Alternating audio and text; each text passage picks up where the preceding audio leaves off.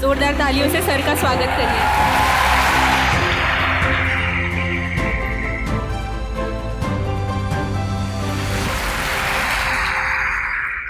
भारत माँ का सम्मान है, अभिमान है। हर भारतवासी की कामना हमारे साहित्य का गौरवगान है। हिंदी हमारी मातृभाषा, हमारी संस्कृति की पहचान है। नमस्कार। यहाँ उपस्थित सभी गणमान्य व्यक्तियों, आदरणीय शिक्षक गणों एवं मेरे साथियों को हिंदी दिवस की हृदयंगम शुभकामनाएं। भारती परिषद मिरांडा हाउस की ओर से मैं अभया आज के हमारे इस कार्यक्रम में आप सभी का हार्दिक अभिनंदन करती हूँ। कार्यक्रम को आगे बढ़ाने के लिए अब मैं स्तुति को आमंत्रित करती हूँ। नमस्कार। भारती परिषद मिरांडा हाउस की ओर से मैं स्तुति वाजपेयी आप सभी का इस वक्तव्य में स्वागत करती हूँ। आप सभी को हिंदी दिवस की हार्दिक शुभकामनाएं। हमारे आज के व्याख्यान का विषय है बदलते परिदृश्य में हिंदी, और हमारे बीच मुख्य अतिथि एवं वक्ता के रूप में उपस्थित हैं वे जो अपने नाम के ही अनुरूप हैं, डॉक्टर विकास दिव्यकीर्ति। चाहता तो बच सकता था, मगर कैसे बच सकता था, जो बचेगा कैसे रचेगा। पूर्णतः सटीक हैं श्रीकांत वर्मा की ये पंक्तियां जब हम आपके जैसे व्यक्तित्व का परिचय देते हैं। आपका बचपन एवं स्कूली शिक्षा दीक्षा हरियाणा से पूर्ण हुई। आपके पिता हिंदी के प्राध्यापक व माता हिंदी की अध्यापिका रहीं, अतः ये कहना गलत नहीं होगा कि हिंदी आपको विरासत में मिली। सन 1990 में आप दिल्ली आए तथा दिल्ली विश्वविद्यालय के जाकिर हुसैन कॉलेज से स्नातक किया। स्नातक पश्चात आपने दिल्ली विश्वविद्यालय से ही हिंदी में परास्नातक तथा एमफिल एवं पीएचडी पूरी की। इसके अतिरिक्त आपने समाजशास्त्र, फिल्म निर्माण, दर्शन, कानून और प्रबंधन आदि बहुविषयों में भी कुशलता प्राप्त की। पठन पाठन की ओर आपकी स्वाभाविक रुचि रही है। आपने अपने व्यावसायिक जीवन की शुरुआत दिल्ली विश्वविद्यालय से हिंदी के प्राध्यापक के रूप में की। भारतीय प्रशासनिक सेवा की परीक्षा को उत्तीर्ण करने की दौड़ में खड़े हजारों विद्यार्थियों के आप आदर्श हैं। सन 1996 में आपने अपने प्रथम प्रयास में ही भारतीय प्रशासनिक सेवा में चयनित होकर गृह मंत्रालय में भारत सरकार के राजभाषा विभाग में डेस्क ऑफिसर का पद संभाला। तत्पश्चात सन 1999 से आपने आधिकारिक रूप से यूपीएससी परीक्षार्थियों को पढ़ाना आरंभ किया एवं लोक प्रचलित संस्था दृष्टि आईएएस की स्थापना की। वर्तमान में आप दृष्टि के प्रबंध निदेशक के रूप में कार्यरत हैं। आपने अपने एक वक्तव्य में कहा था, हिंदी आत्मा की भाषा है। आपके इस कथन से यह तो विदित है कि आपका और हिंदी भाषा का संबंध कितना गहरा है। बचपन से हिंदी भाषी परिवेश में पले बड़े होने के फलस्वरूप आपने हिंदी को हर रूप से आत्मसात किया है। अब मैं आपसे आग्रह करूंगी कि कृपया आप अपने वक्तव्य से हम सभी का ज्ञानवर्धन करें।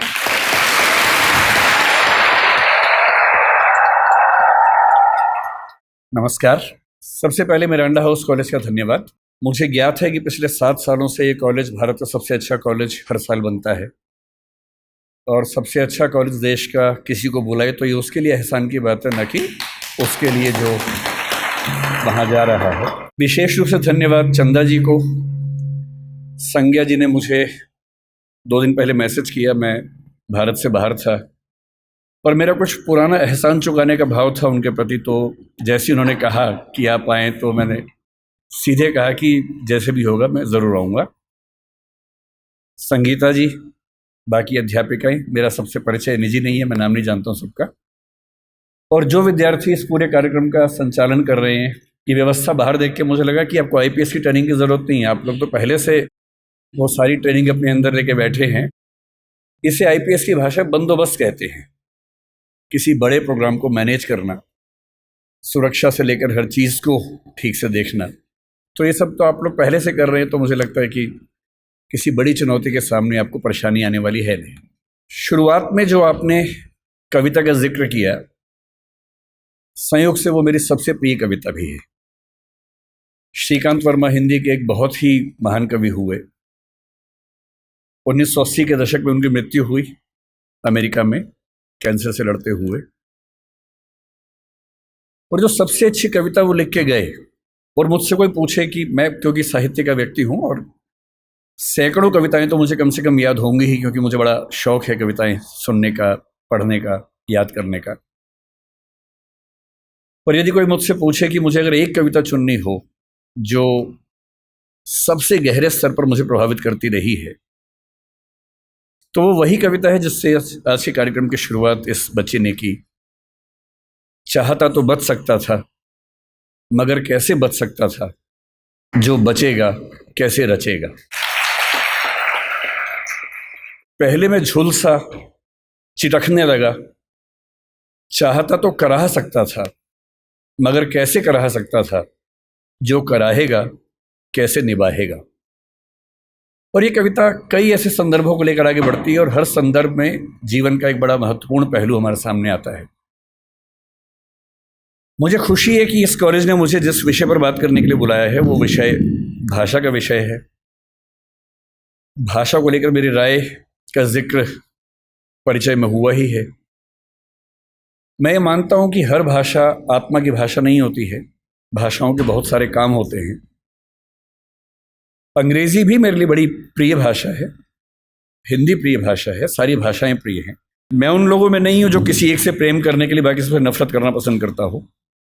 मैं सबसे प्रेम करना पसंद करता हूँ और उसमें हिंदी मेरी मातृभाषा है। तो जो प्यार माँ से होता है वो हिंदी से है, ये कहने में मुझे दुनिया के किसी भी मंच पर ना संकोच है, ना झिझक है, ना कोई भय है। तो हिंदी मेरी माँ है और माँ के मामले में न समझौते होते हैं, न चयन की सुविधाएं होती हैं, न चयन की ज़रूरत होती है। पर हिंदी मेरी माँ है का मतलब ये नहीं है कि तेलुगु मेरे दुश्मन है, या कि उर्दू मेरे दुश्मन है, या अंग्रेज़ी मेरे दुश्मन है। नहीं, मैं बिल्कुल नहीं चाहता कि आप भी एक ऐसा मिजाज लेकर आगे बढ़ें कि हम एक भाषा को सम्मान की निगाह से देखें और उसी तेवर से बाकी भाषाओं को अपमान की निगाह से देखें। ऐसा मैं बिल्कुल ना चाहता हूँ, मैं तो नहीं करता हूँ। मैं चाहता हूँ कि कोई भी ना करे, आप भी ऐसा ना करें। संस्कृत मेरी परनानी है। संस्कृत की बेटियां अपभ्रंश हुई, प्राकृत हुई। उनकी बहुत सारी बेटियों में एक बेटी का मैं बच्चा हूं, उसका नाम हिंदी है। उसी अपभ्रंश प्राकृत की बहुत सारी बेटियों में मराठी भी है, गुजराती भी है, पंजाबी भी है, बांग्ला भी है, असमिया भी है, ओडिया भी है। और उसी नानी के पड़ोस के परिवार की और जो बच्चियां हैं उनमें तेलुगु, तमिल और मलयालम, कन्नड़, ये सब भाषाएं भी हैं। और इन नानी के समय में इन सब भाषाओं में बहुत अपनत्व था, बहुत सहयोग था। आज हम कितनी भी दूरी महसूस करें, हमारी नानी के ज़माने में इनमें बहुत लेन देन हुआ, आदान प्रदान हुआ। और इसलिए जब आप मलयालम सीखेंगे या तमिल सीखेंगे तो आप बड़ा आश्चर्यचकित हो जाएंगे कि कई बार संस्कृत के शब्द एज इट इज़ आपको उन भाषाओं में मिलते हैं और आपको समझ में आता है कि एक पीढ़ी का अंतर नहीं है। थोड़ा और पीछे जाएंगे तो कई पीढ़ी पीछे हमारी बड़ी गहरी दोस्ती रही है, ताल्लुकात रहे हैं। और इसलिए जब भाषा के प्रश्न पर मुझे कोई बोलने को कहता है, मुझे लगता है कि ये शायद दुनिया का सबसे महत्वपूर्ण सवाल है। अलग बात है कि आजकल हम इसको एक हल्का सवाल मान लेते हैं, पर मैं भी आपको समझाना चाह रहा हूं कि ये दुनिया का सबसे महत्वपूर्ण सवाल क्यों है। हिंदी दिवस के दिन एक परंपरा है कि हम आमतौर पर भावनात्मक मुहावरों से बात करते हैं। आज सुबह से मेरे पास 8-10 मैसेज आ चुके हैं जिन सब में एक वाक्य लिखा है कि हिंदी भारत माता के माथे की बिंदी है। हर साल ये मैसेज आता है, अच्छा मैसेज है, पढ़ के अच्छा लगता है। पर मैं चाहता हूं कि हिंदी समाज हिंदी माथे की बिंदी से आगे बढ़कर कुछ और मुद्दों पर बात करे। केवल उन भावनाओं में डूब के बात करना काफ़ी नहीं है, उससे कुछ आगे निकलना ज़रूरी है। मैं आपको 2 कहानियों से बात शुरू करता हूं ताकि आप समझ सकें कि ये मुद्दा कितना महत्वपूर्ण है। एक किताब जो पिछले 15-20 साल में दुनिया की सबसे मशहूर किताबों में से एक बनी, उसका नाम सेपियंस है, आपने शायद सुना होगा। मैं हिंदी के बच्चों से कहूँगा कि थोड़ा सा पढ़ने का अभ्यास अपना बनाएं। हिंदी के समाज से मुझे गंभीर शिकायत है कि हम लोग पढ़ते कम हैं, हम लोग भावनाओं में ज़्यादा बहते हैं, पढ़ने की आदत हमें कम है। और आज के ज़माने में जब दुनिया की हर अच्छी किताब हिंदी में भी उपलब्ध है तो हिंदी में ही पढ़िए, लेकिन कम से कम पढ़िए, क्योंकि पढ़ने से अच्छा कुछ नहीं है। एक किताब पढ़ने का मतलब किसी एक व्यक्ति के जीवन के 40-50 साल के निष्कर्षों को 3 दिन में समझ लेना। और आप 50 साल मैच्योर हो जाते हैं 3 दिन में केवल एक अच्छी किताब पढ़ लेने से। बहरहाल, सेपियंस किताब मानव जाति का इतिहास है। ये भारत का इतिहास, आधुनिक इतिहास, प्राचीन इतिहास नहीं है, मानव जाति का इतिहास है। माना जाता है कि 1400 करोड़ साल पहले बिग बैंग हुआ, जहां ये पृथ्वी पहली बार बनने की प्रक्रिया शुरू हुई। 450 करोड़ साल पहले पहली बार जीवन अस्तित्व में आया, अमीबा आया। उसके बाद लंबे समय तक खूब घटनाक्रम होते गए। हम कहीं नहीं थे उस समय। 3 लाख साल के आसपास पीछे जाएं तो एक परिवार पैदा हुआ जिसको होमो कहते हैं। होमो का मतलब हमारा परिवार। उस होमो परिवार में एक हम हैं, होमो सेपियंस, क्योंकि हम होमो परिवार में सेपियंस नाम की शाखा हैं। उस परिवार में और भी शाखाएं थी। निएंडरथल एक बहुत प्रसिद्ध, आपने नाम सुना होगा, ऑस्ट्रेलोपिथेकस का नाम सुना होगा, होमो इरेक्टस का नाम सुना होगा। ये सारे के सारे वो जीव थे जो होमो सेपियंस के आमने सामने जिंदा थे और संघर्ष में थे। चुनौती ये थी कि अंत में इनमें से कौन जीतेगा। ये व्यावहारिक तौर पर संभव नहीं था कि ये सारे साथ साथ चल सके। ये बात सुनने में अच्छी लगती है कि सब साथ साथ चले, पर इवोल्यूशन की हिस्ट्री में बहुत व्यावहारिक नहीं होता है। एक सवाल यह भी था कि होमो परिवार का कोई प्राणी क्या चिंपैंजी को, बंदर को, इन सब को हरा पाएगा, क्योंकि उस समय तक ये सारी स्पीशीज लगभग बराबर संघर्ष में चल रही थी। आज से 70,000 साल पहले तक ये सब यूं ही चल रहा था और फिर एक घटना घटी। उस घटना को सेपियंस किताब के लेखक ने, जिनका नाम युवाल नोआ हरारी है, उन्होंने संज्ञानात्मक क्रांति या कॉग्निटिव रिवॉल्यूशन का नाम दिया। और ये घटना 40,000 साल तक चलती रही। और इस बात पर बड़ा गहरा विचार किया कि क्या वजह थी कि होमो सेपियंस जिंदा रहा, निएंडरथल मर गया। हम मानते हैं कि निएंडरथल वो है जो यूरोप की आज की जो स्पीशीज है उसका पूर्वज था। ऑस्ट्रेलोपिथेकस मर गया, इरेक्टस मर गया, और जितने परिवार के जंतु थे वो सब मर गए, और होमो सेपियंस इन सबसे कमजोर होने के बावजूद बच गया और इतना सफल भी हो गया। निएंडरथल के बारे में उसने लिखा कि अगर आमने सामने आ जाएं तो निएंडरथल होमो सेपियंस को मार मार के अधमरा कर सकता था, वो इतना ताकतवर था। उसके बाद भी खत्म हो गया। क्यों खत्म हो गया? और तब आता है वो सिद्धांत जो आज की इस डिस्कशन की शुरुआत का बिंदु है। होमो सेपियंस इसलिए जिंदा रहा क्योंकि उसके पास भाषा की क्षमता थी। भाषा की क्षमता बाकियों के पास भी थी, चिंपैंजी के पास भी है, बंदर के पास भी है, पर बंदरों पर खूब प्रयोग हुए। बंदर हों, अन्य स्पीशीज हों, तोता हमसे ज्यादा ध्वनियां बोल सकता है, हमसे ज्यादा। इसके बाद भी तोता सफल नहीं हो पाया क्योंकि वो उतना सोच नहीं पाता है। चिंपैंजी की भाषा, बंदर की भाषा, निएंडरथल की भाषा सीमित भाषाएं थी। वो एक आवाज में पूरा एक वाक्य बोलते थे, और ऐसे प्रयोग आज भी होते हैं। अगर आप जंगलों की आवाजें सुनेंगे तो बंदरों की एक आवाज का मतलब एक पूरा सेंटेंस होता है। जैसे एक आवाज का मतलब है कि शेर आया, जैसे एक बंदर आवाज निकालेगा सारे बंदर पेड़ पर चढ़ जाएंगे। फिर दूसरी आवाज का मतलब होगा शेर चला गया, वो सुन के सब उतर जाएंगे नीचे। भाषा वैज्ञानिकों ने वो आवाजें रिकॉर्ड कर ली और एक बार अच्छे म्यूजिक सिस्टम से एक जंगल में जाके आवाज प्ले कर दी, शेर आया, और वो आवाज सुनते सारे बंदर पेड़ के ऊपर चढ़ गए और फिर आपस में देख रहे थे किसने बोला। और 10-15 मिनट के बाद दूसरी आवाज प्ले की, शेर चला गया, सारे बंदर नीचे उतर गए। एक आवाज, एक वाक्य। इंसान की भाषा की सबसे बड़ी खूबसूरती यह है कि वो डिस्क्रीट भाषा है, विविक्त भाषा है, जिसका मतलब यह है कुछ 25-30 ध्वनियों से, 50 ध्वनियों से हम अरबों शब्द बना सकते हैं, और अरबों शब्दों से खरबों वाक्य बना सकते हैं। इतनी लचीली भाषा हमारी है जिसमें किसी भी बात को कहने के 50 तरीके हमारे पास हैं, और ये तरीके इस संसार में किसी और स्पीशीज के पास नहीं है। इसीलिए होमो सेपियंस बन पाया। और आज अगर हम जिंदा हैं आज हम चिंपांजी से बेहतर हैं, गुरिल्ला से बेहतर है, बंदर से बेहतर हैं और होमो इरेक्टस से बेहतर है, निएंडरथल से बेहतर हैं, जिंदा हैं, तो इसकी मूल वजह है हमारी भाषा की क्षमता। जो चीज़ें मुफ्त में मिलती हैं उसकी कीमत हम नहीं समझते हैं। भाषा ऐसी एक चीज़ है, मुफ्त में मिल जाती है तो हमें लगता है कि ये तो ऐसे ही है। लेकिन जब आप इस नज़रिए से समझेंगे कि भाषा ही वो चीज़ है जो हमें मनुष्य बनाती है, तो शायद इस बात का महत्व ज़्यादा अच्छे से हम समझ पाएंगे।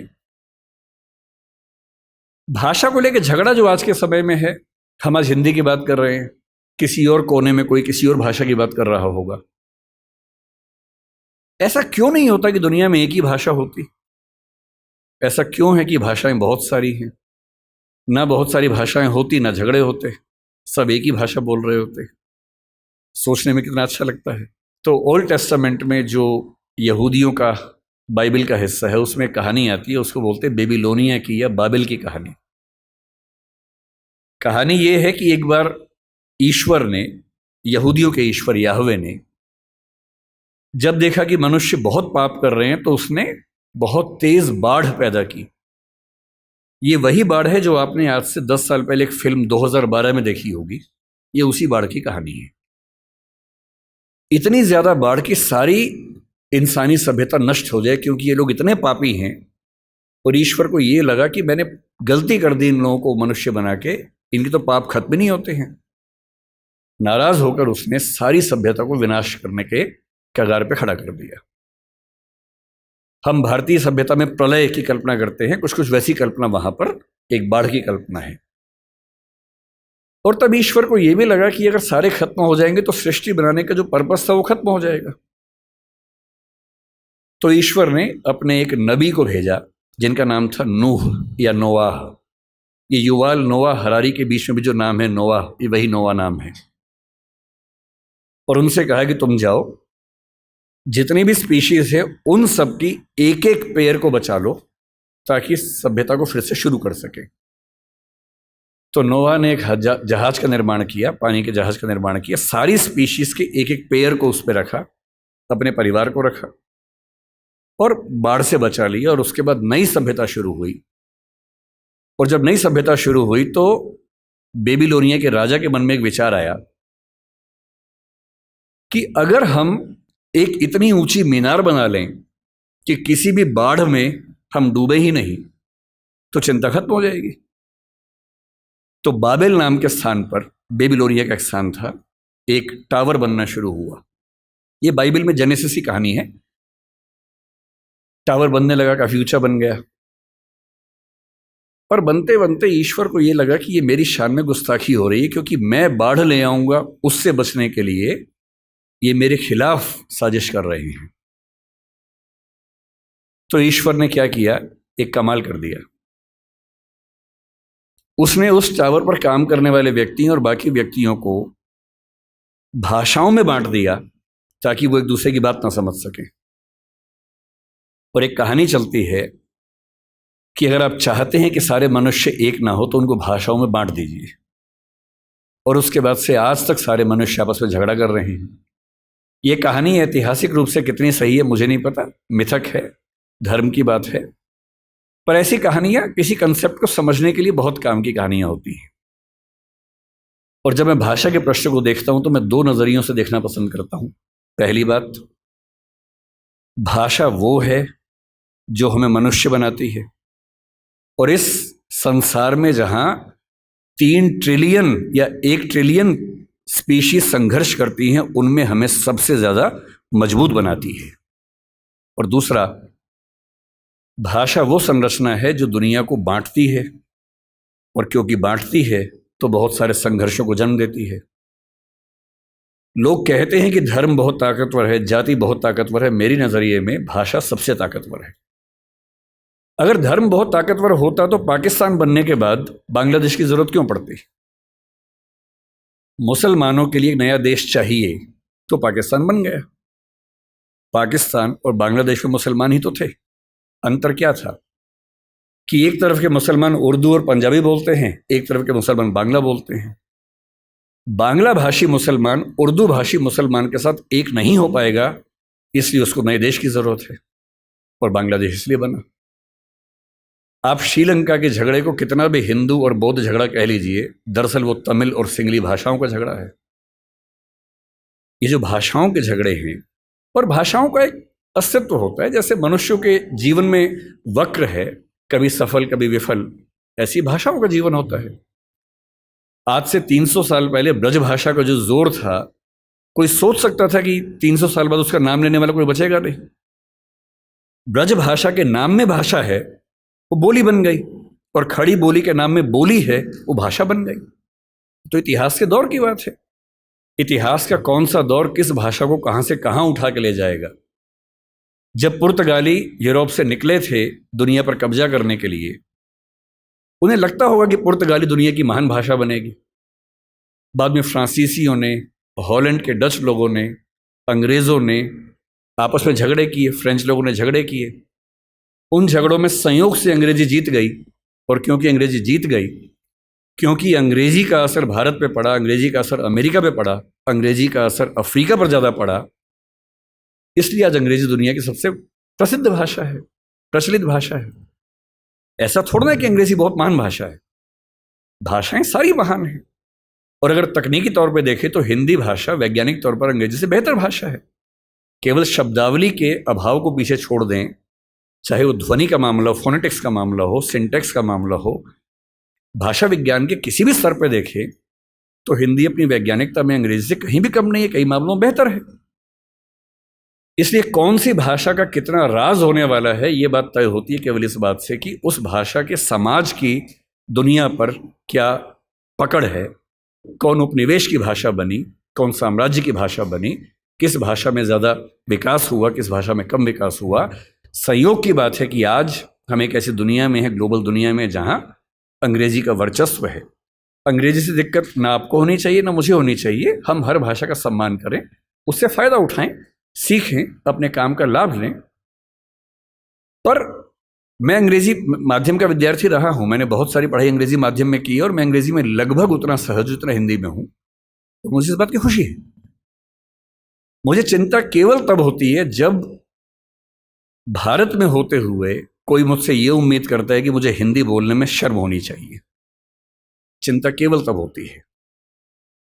भारत में होते हुए मैं अपनी भाषा बोलूं, अपनी भाषा बोलने मुझे काहे की शर्म होनी चाहिए। मैंने जिन जिन देशों की यात्रा की, आज दुनिया के हर देश पर दबाव है कि अंग्रेजी सीखे, और वो दबाव इसलिए कि ग्लोबलाइजेशन का दौर है, अंग्रेजी में चीजें ज्यादा उपलब्ध हैं, स्वाभाविक सी बात है। पर मैंने कभी हॉलैंड में किसी व्यक्ति को डच भाषा की तुलना में अंग्रेजी को महत्व देते हुए नहीं देखा। वो लड़ने को तैयार हो जाते हैं। आप किसी फ्रेंच व्यक्ति से बात करें, आप इजराइल के किसी व्यक्ति से बात करें, जहां भाषा के सम्मान की बात आएगी वो अंग्रेजी का नाम तक नहीं लेंगे। जहां पढ़ने की बात आएगी, सीखने की बात आएगी, फायदा उठाने की बात आएगी, निश्चित तौर पे सीखेंगे, क्योंकि उस भाषा से उनको फायदा होता है। और आज की जो बातचीत हमारी होने वाली है वो कुछ कुछ उसी तौर पे होने वाली है कि आज हमारी क्या स्थिति है, हमें क्या करना चाहिए, क्या बहुत डरने की जरूरत है। ऐसा तो नहीं कि हम बिना बात के खौफ में हों, और मुझे लगता है कि हम बिना बात के खौफ में ज़्यादा रहते हैं। और जब मैं हिंदी की बात सोचता हूँ और मिरांडा हाउस के संदर्भ में सोचता हूँ, तो मुझे लगता है कि हिंदी की स्थिति कुछ कुछ वैसी ही है जैसी द टेम्पेस्ट नाटक की नायिका मिरांडा की थी। जब मॉरिस ग्वायर साहब ने इस कॉलेज की स्थापना की और इसका नाम मिरांडा हाउस रखा, तो उनसे कई लोगों ने पूछा, वो उस समय DU के वाइस चांसलर भी थे, भारत के चीफ जस्टिस भी थे उस समय। तो जब भारत आज़ाद हो गया और वो चले गए यहाँ से, 1952 में उन्होंने एक बात की व्याख्या की कि मैंने इस कॉलेज का नाम मिरांडा क्यों रखा। 3 वजह बताई। एक वजह बताई कि एक फिल्म की हीरोइन मुझे बहुत प्रिय है, उसका नाम मिरांडा है। एक कहा कि मेरी बेटी का नाम मिरांडा है। लेकिन जो असली वजह मुझे लगता है तीसरी उन्होंने बताई, वो ये थी कि शेक्सपियर के नाटक द टेम्पेस्ट में जो एकमात्र महिला कैरेक्टर मंच पे आती है उसका नाम भी मिरांडा है। और वो कहते हैं कि मैं चाहता हूं कि मिरांडा हाउस में पढ़ने वाली लड़कियां ऐसी व्यक्ति बने। वो व्यक्ति आप मती बनिएगा, अब तो उसका महत्व रहा नहीं है, उस दौर में उसका महत्व था। कुछ कुछ छायावाद की श्रद्धा जैसी लड़कियां होती हैं, वो जो एकदम भारतीय किस्म का मिजाज नहीं होता है कि मेरा कोई अधिकार नहीं है, मैं सिर्फ त्याग करने के लिए पैदा हुई हूँ। कुछ कुछ वैसा मिजाज उस लड़की का है, मिरांडा का।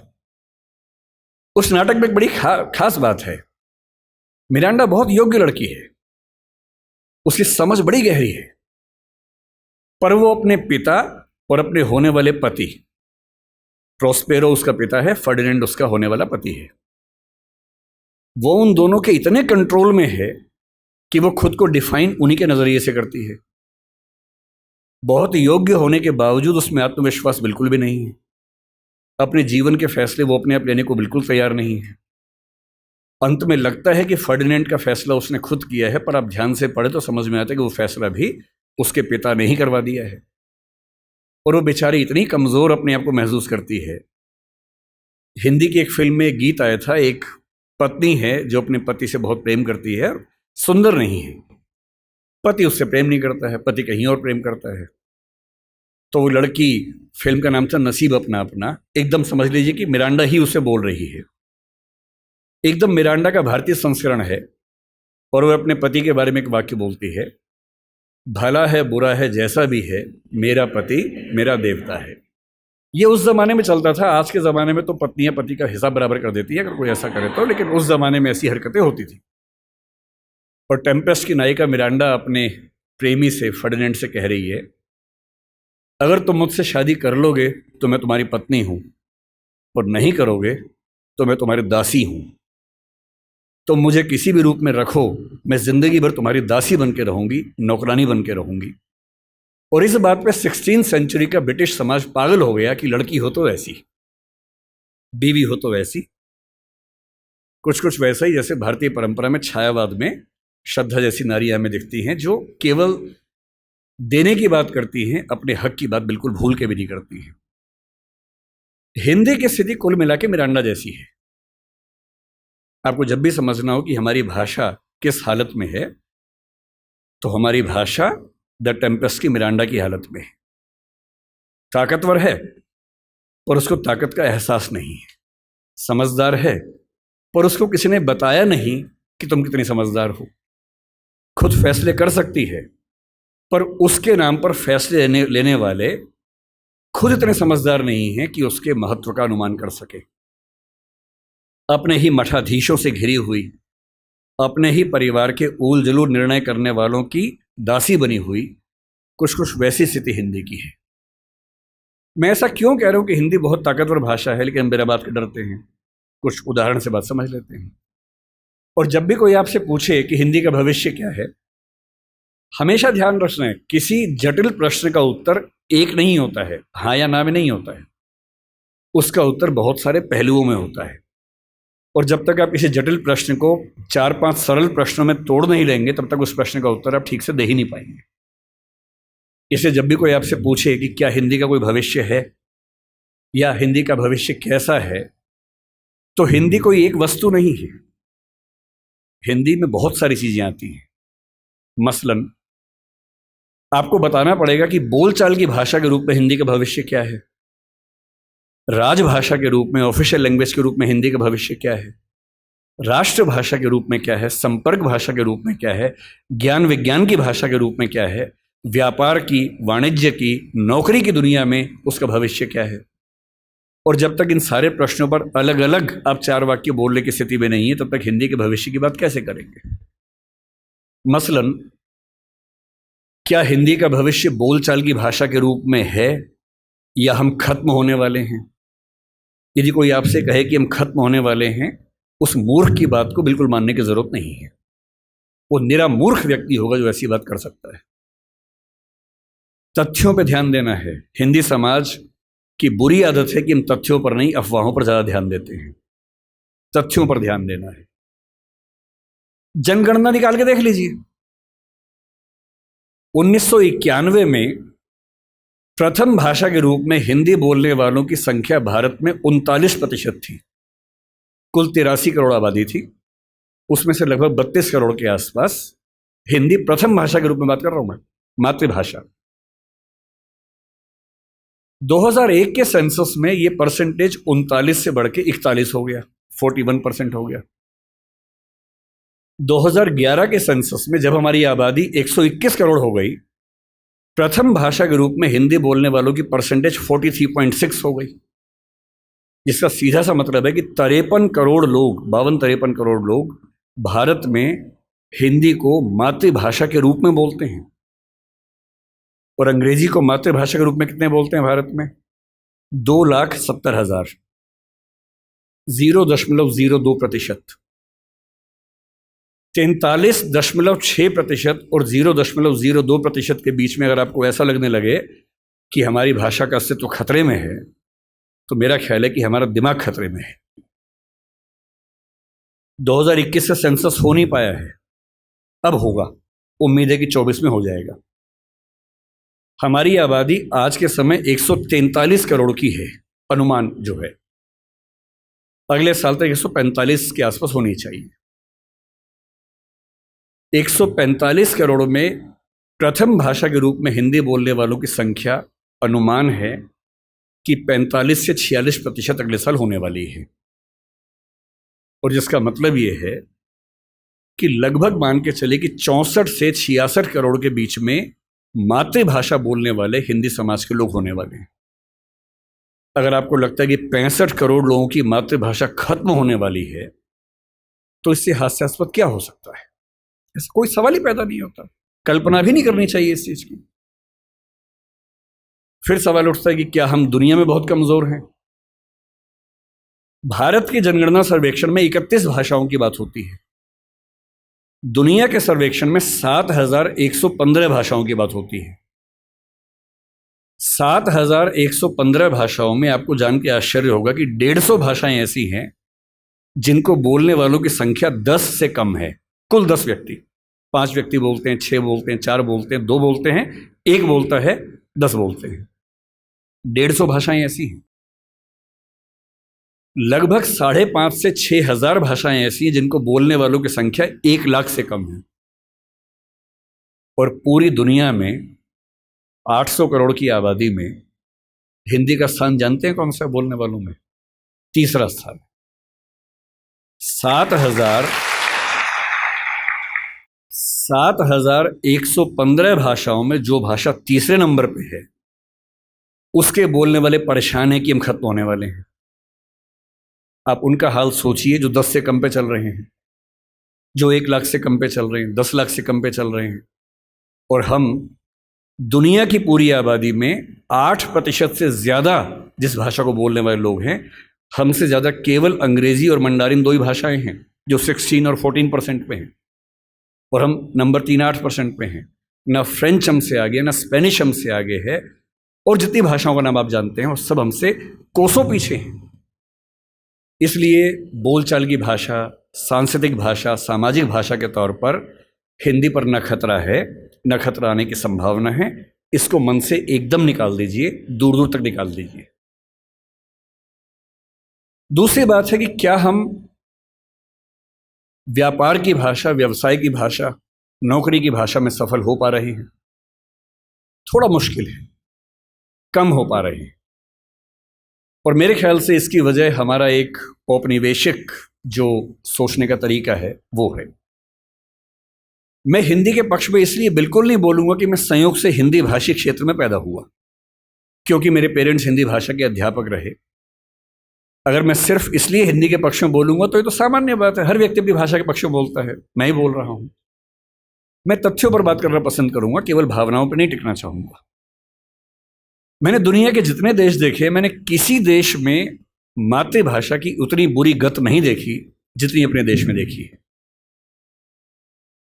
मेरे कुछ परिचित डॉक्टर बनने के लिए रशिया गए पढ़ने के लिए, यूक्रेन गए पढ़ने के लिए। तो मैंने उनसे पूछा, मैंने कहा कैसे पढ़ते हो भाई, वहाँ कौन सी भाषा में पढ़ाते हैं? अंग्रेजी में पढ़ाते हैं? बोले नहीं, रशियन में पढ़ाते हैं मेडिकल साइंस। यूक्रेन में यूक्रेन की भाषा में पढ़ाते हैं रशियन मतलब मेडिकल साइंस। लगभग हर देश में वैसा हाल है। तो मैंने उनसे पूछा कि फिर आप कैसे पढ़ते हैं, आपको तो भाषा नहीं आती है? तो बोले नहीं, वहाँ का निश्चित सा नियम है कि पहले साल में हमें वो भाषा सीखनी होती है, फिर अगले 4 साल में उस भाषा में मेडिकल साइंस सीखना होता है। तो मैंने कहा इससे अच्छा वो अंग्रेजी में सिखा दें, आपको अंग्रेजी आती है। बोले नहीं, वहाँ तो ऐसी बात करने से भी नाराज हो जाते हैं। अपनी भाषा को लेकर बहुत सम्मान करते हैं वो लोग। वहाँ पढ़ाई की भाषा वही है जो उनके समाज की भाषा है। अंग्रेजी भी है, रिसर्च में है, जहाँ ज़रूरत है अंग्रेजी भी है, अंग्रेजी के विभाग हैं, वो भी एक भाषा के तौर पर है। पर जब उनको अपने यहाँ पढ़ाना होता है तो इंश्योर करते हैं कि वो पढ़ाई उनकी अपनी भाषा में हो। दुनिया के हर देश में ऐसा होता है, तो हमारे यहाँ ऐसा क्यों नहीं होता? और ये बात केवल हिंदी की नहीं है, तमिल की भी है, तेलुगु की भी है, गुजराती मराठी की भी है। मेडिकल साइंस पढ़ने के लिए हमें अंग्रेजी में ही मेडिकल साइंस क्यों पढ़ना पड़ेगा? इंजीनियरिंग पढ़ने के लिए हमें अंग्रेजी में ही क्यों पढ़ना पड़ेगा? और मुझे खुशी है इस बात की कि हमारी केंद्र सरकार में गृह मंत्री ने पिछले साल एक बहुत बड़ा कदम उठाया है। मध्य प्रदेश पहला ऐसा राज्य बना है जहां मेडिकल साइंस, इंजीनियरिंग और मैनेजमेंट की पढ़ाई हिंदी में शुरू हो गई है। और किताबें भी तैयार हो गई हैं, इंजीनियरिंग की भी, मेडिकल साइंस की भी। ऐसी कौन सी रॉकेट साइंस है इसमें? ऐसा कौन सी आश्चर्य की बात है?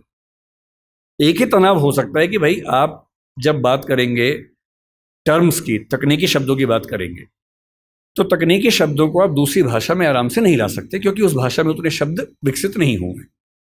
कोई बात नहीं, आप बीमारियों के नाम, लेबोरेटरी के टेस्ट के नाम वैसे के वैसे अंग्रेजी में स्वीकार कर लीजिए, उसको देवनागरी लिपि में लिख लीजिए, जैसे आप व्हाट्सएप पे लिखते ही होंगे। आप हिंदी भाषा में रोमन मैसेज करते ही हैं, मतलब अंग्रेजी की लिपि में हिंदी लिखते ही होंगे कई बार।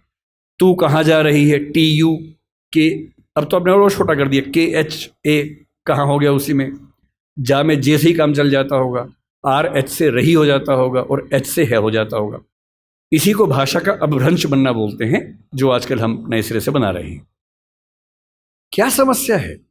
मेडिकल साइंस की पूरी किताब हिंदी में हो और उसमें अंग्रेजी के तकनीकी शब्दों का इस्तेमाल वैसा का वैसा हो, इसमें क्या परेशानी है? और जब भाषा हम सीखते हैं, आपको आश्चर्य होगा, मैं फिर कह रहा हूं, मैं तथ्यों की बात करूंगा, रिसर्च की बात करूंगा, भावनाओं की बात नहीं करूंगा। दुनिया में स्थापित सिद्धांत है, यूनेस्को पीछे पड़ा हुआ है इस चीज के लिए। दुनिया में स्थापित सिद्धांत है कि कोई भी बच्चा दुनिया का जितनी आसानी से अपनी भाषा में सीख सकता है, दूसरी भाषा में सीख ही नहीं सकता। इस पर एक्सपेरिमेंट्स हुए बहुत सारे। जो लेटेस्ट एक्सपेरिमेंट्स हैं उनमें से एक आप सर्च कीजिएगा, इथियोपिया में 1994 में एक एक्सपेरिमेंट हुआ।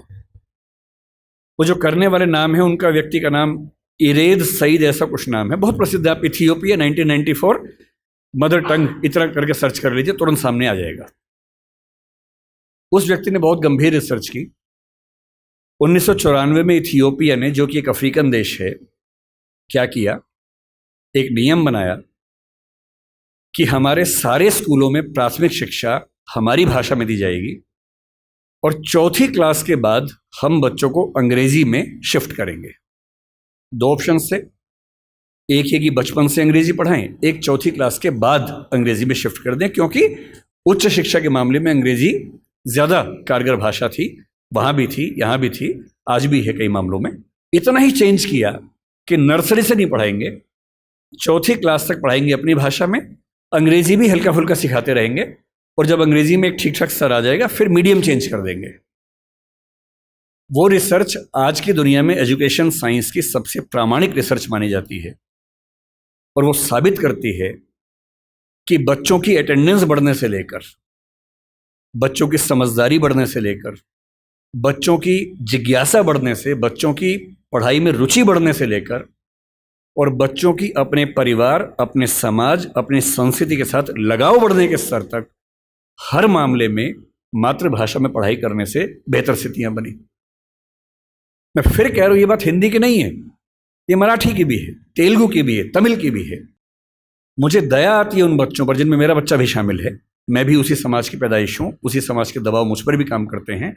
और ये रिसर्च मैंने संयोग से अपने बच्चे के प्राथमिक शिक्षा के बाद पढ़ी, पहले पढ़ी होती तब भी मैं क्या करता, दिल्ली में आपको एक भी अच्छा स्कूल मिलेगा ही नहीं जो मातृभाषा में पढ़ाता हो।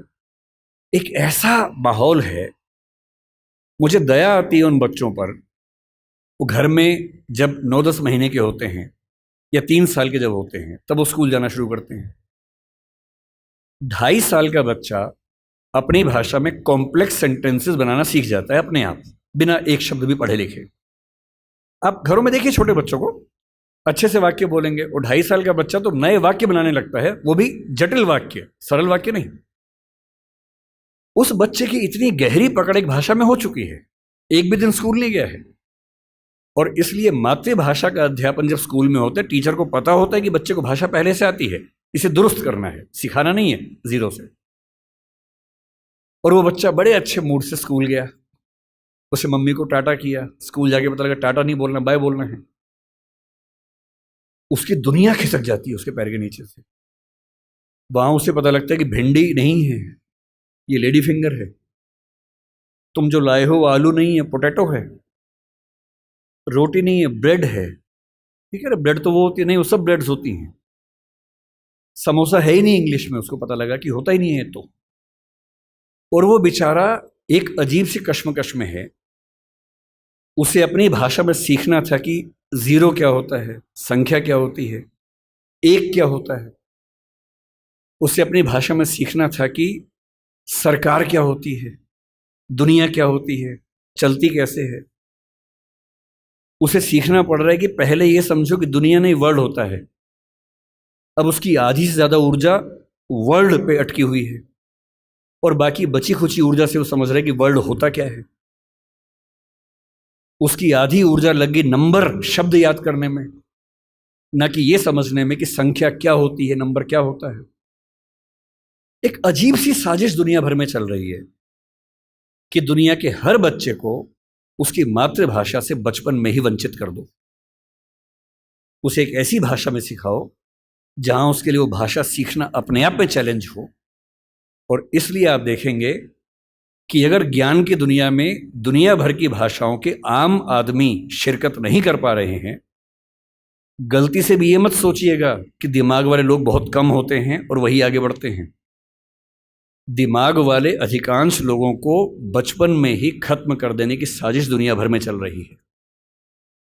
और जो अपनी भाषा में पढ़ ही नहीं पाएगा वो कैसे आगे बढ़ेगा, कैसे सीखेगा। मैंने 10वीं क्लास तक हिंदी माध्यम से पढ़ाई की है, उसके बाद अंग्रेजी सीखी है, ठीक से सीखी है। अंग्रेजी मुझे कहीं कोई समस्या नहीं आती है, इसमें क्या कोई परेशानी है। मैं आज भी अपनी भाषा में गीत सुनने में ज़्यादा खुश होता हूँ।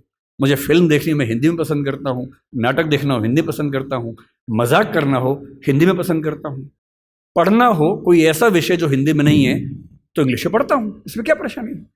लेकिन मुझे कोई बचपन से ही मजबूर करे कि मुझे दूसरी भाषा में, संयोग से अंग्रेजी है, फ्रेंच भी हो सकती थी, पुर्तगाली भी हो सकती थी, जो जीत जाता उसकी भाषा में ढो रहे होते। ज्ञान विज्ञान की दुनिया में मेरा निजी विश्वास है इस वर्चस्व को तोड़ना बहुत ज़रूरी है। हम हिंदी में हजारों शब्द क्रिएट नहीं कर पाएंगे 2 दिन में, सही बात है, मुश्किल है। और हमें इतना शुद्धतावादी या प्यूरिटन होने की ज़रूरत नहीं है कि हम सारे शब्द अपने ही गढ़ेंगे। हम तो इंटरनेट को अंतर्जाल ही बोलेंगे, हम कंप्यूटर को संगणक ही बोलेंगे, तो आप अकेले ही बोलते रहेंगे, कोई पूछेगा नहीं आपको। जो शब्द अंग्रेजी के प्रसिद्ध हो गए उनको मान लीजिए। जापानी भाषा का शब्द है रिक्शा। आप रोज रिक्शा में घूमते हैं, कभी आपने कहा कि रिक्शा को मैं नरयान बोलूंगा? कई लोग बोलते हैं नरयान, कि मनुष्य द्वारा चलने वाला एक विमान या वाहन। क्या बकवास है। अरे जो शब्द जिस भाषा से आया, प्रसिद्ध हो गया, अपना लीजिए उस शब्द को। और उसके बाद भाषा में असली समस्या शब्द नहीं होती है। भाषा विज्ञान में एक होता है जिसको मॉर्फोलॉजी कहते हैं, एक सिमेंटोलॉजी होता है, लेकिन जो सबसे महत्वपूर्ण स्ट्रक्चर है सिंटेक्स है। सिंटेक्स का मतलब है वाक्य का निर्माण कैसे होता है, शब्दों का क्रम कैसे तय होता है। किसी नई भाषा को सीखने में सबसे बड़ी मुश्किल आती है सिंटेक्स सीखने में। आप हिंदी भाषा के सिंटेक्स में अंग्रेजी के शब्दों को शामिल कर लेंगे, रत्ती भर समस्या नहीं आएगी। और इसलिए जिसको हम कहते हैं कि अंग्रेजी माध्यम है और हिंदी माध्यम है, कहने की बातें हैं।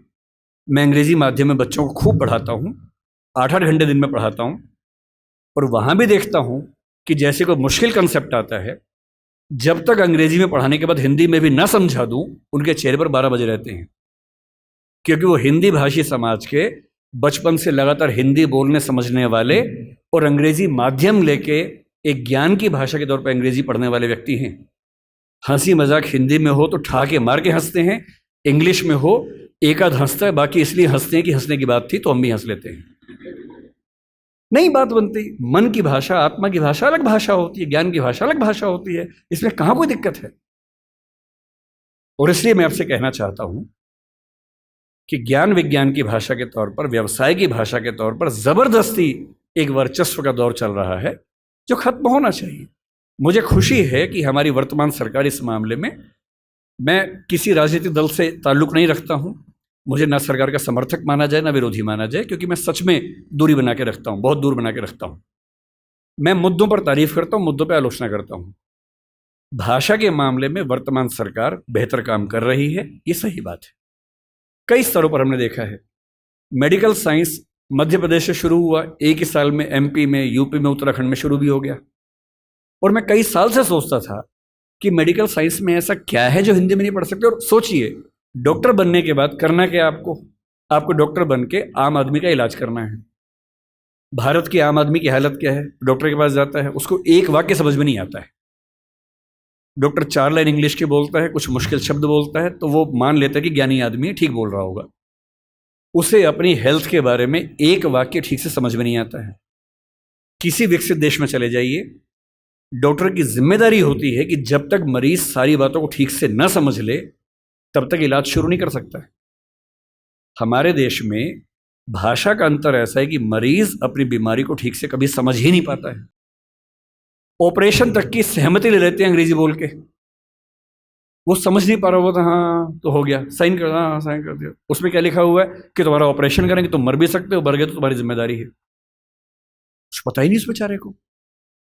क्यों भारत का हर डॉक्टर, तमिलनाडु का डॉक्टर तमिल में क्यों ना बात करे पेशेंट के साथ, कर्नाटक का डॉक्टर कन्नड़ में बात करे, हिंदी का डॉक्टर हिंदी में बात करे, और अंग्रेजी मातृभाषा वाले जो 2,70,000 लोग हैं उनके लिए कुछ डॉक्टर इंग्लिश वाले रख लीजिए।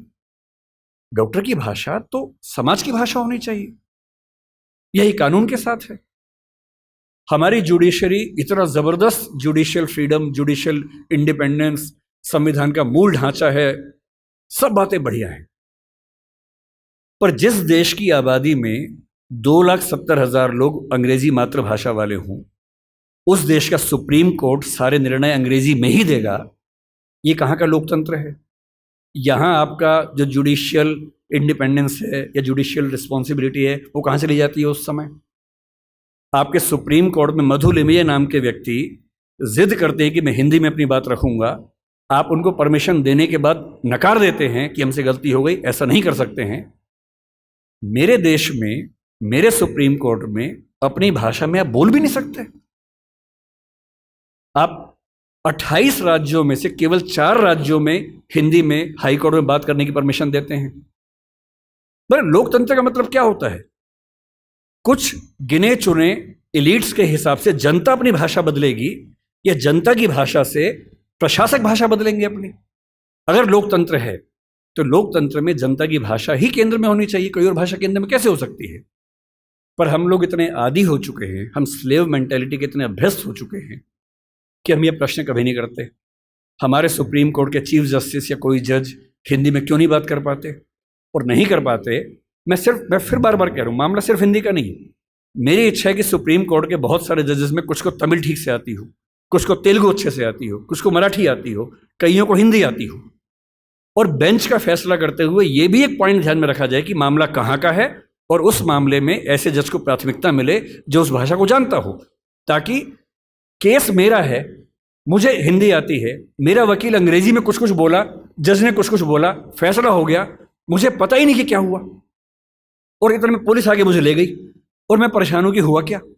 मेरे मामले के किसी प्रसंग में मेरी भूमिका ही नहीं है, क्योंकि सारी प्रक्रिया 2 ऐसे व्यक्तियों के बीच में चल रही है जिनके पास एक भाषा है जो मेरी भाषा नहीं है, जबकि मामला मेरा है, और कहने को लोकतंत्र है। ये लोकतंत्र नहीं है, ये भाषा के स्तर पर तानाशाही है, बुरी चीज है। और मैं जब भी ये बात कहता हूं, बार बार कहता हूं, ज्ञान की भाषा के तौर पर अंग्रेजी का सम्मान करना जरूरी है, क्योंकि रिसर्च आप उसके बिना नहीं कर पाएंगे। बहुत मामलों में सीखने की जरूरत है, उससे भी, जापानीज से भी, फ्रेंच से भी, सबसे सीखने की जरूरत है। लेकिन आपके देश के सुप्रीम कोर्ट में, हाई कोर्ट में आपकी भाषा में बात ना होती हो, ये बुरी बात नहीं है, शर्मिंदगी की बात है। हमें एक समाज के तौर पर शर्म आनी चाहिए, ये उससे कम बात नहीं है। इसलिए जब कोई मुझसे कहते हैं कि राजभाषा के तौर पर आपकी क्या कल्पना है, 14 सितंबर का दिन आज है, हम आज के दिन ये सेमिनार क्यों कर रहे हैं? 14 सितंबर 1949 को शाम को 6 बजे एक फैसला हुआ था। एक अजीब सी अफवाह लोगों ने उड़ा रखी है। कहते हैं कि 14 सितंबर को मतदान हुआ कि भारत की राजभाषा कौन सी होनी चाहिए, हिंदी या अंग्रेजी। वोटिंग हुई, आधे वोट हिंदी के पक्ष में उठे, आधे अंग्रेजी के पक्ष में उठे, एकदम बराबर हो गया। कई लोग संख्या बोलते 77-77 हो गया।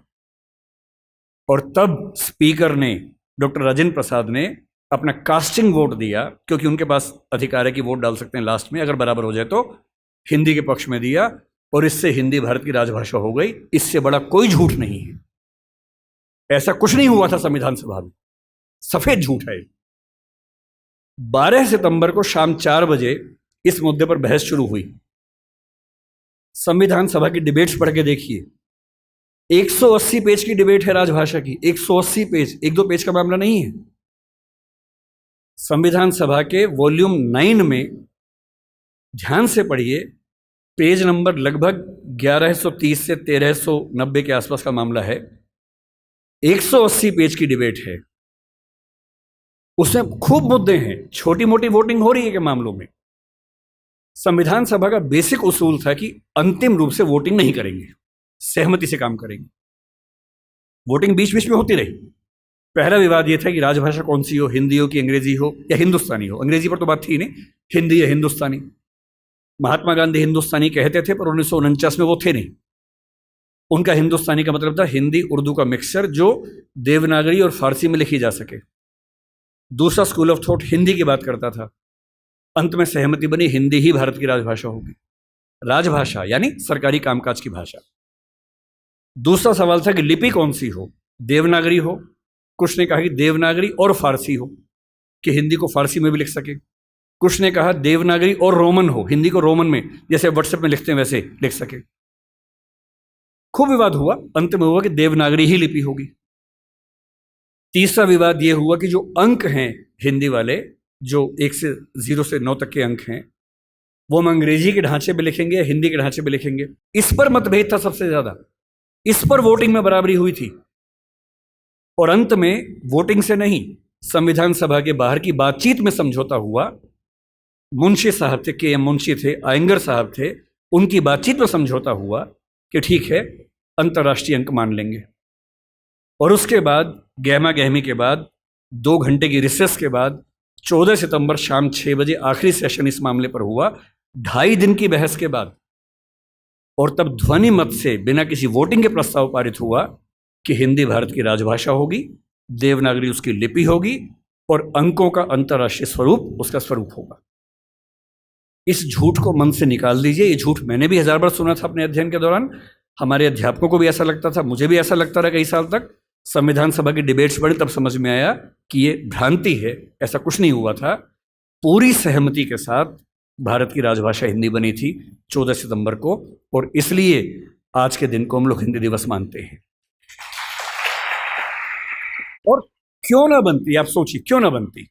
दुनिया में 2 तरह के देश हैं, एक इंग्लैंड जैसा है, फ्रांस है, स्पेन है, जर्मनी मान सकते हैं, आज के समय के जर्मनी मान सकते हैं, उस समय का तो नहीं, आज के जर्मनी मान लीजिए, आप ग्रीस को मान लीजिए। ये सब देश वो हैं जो एक देश एक भाषा वाले लोग हैं।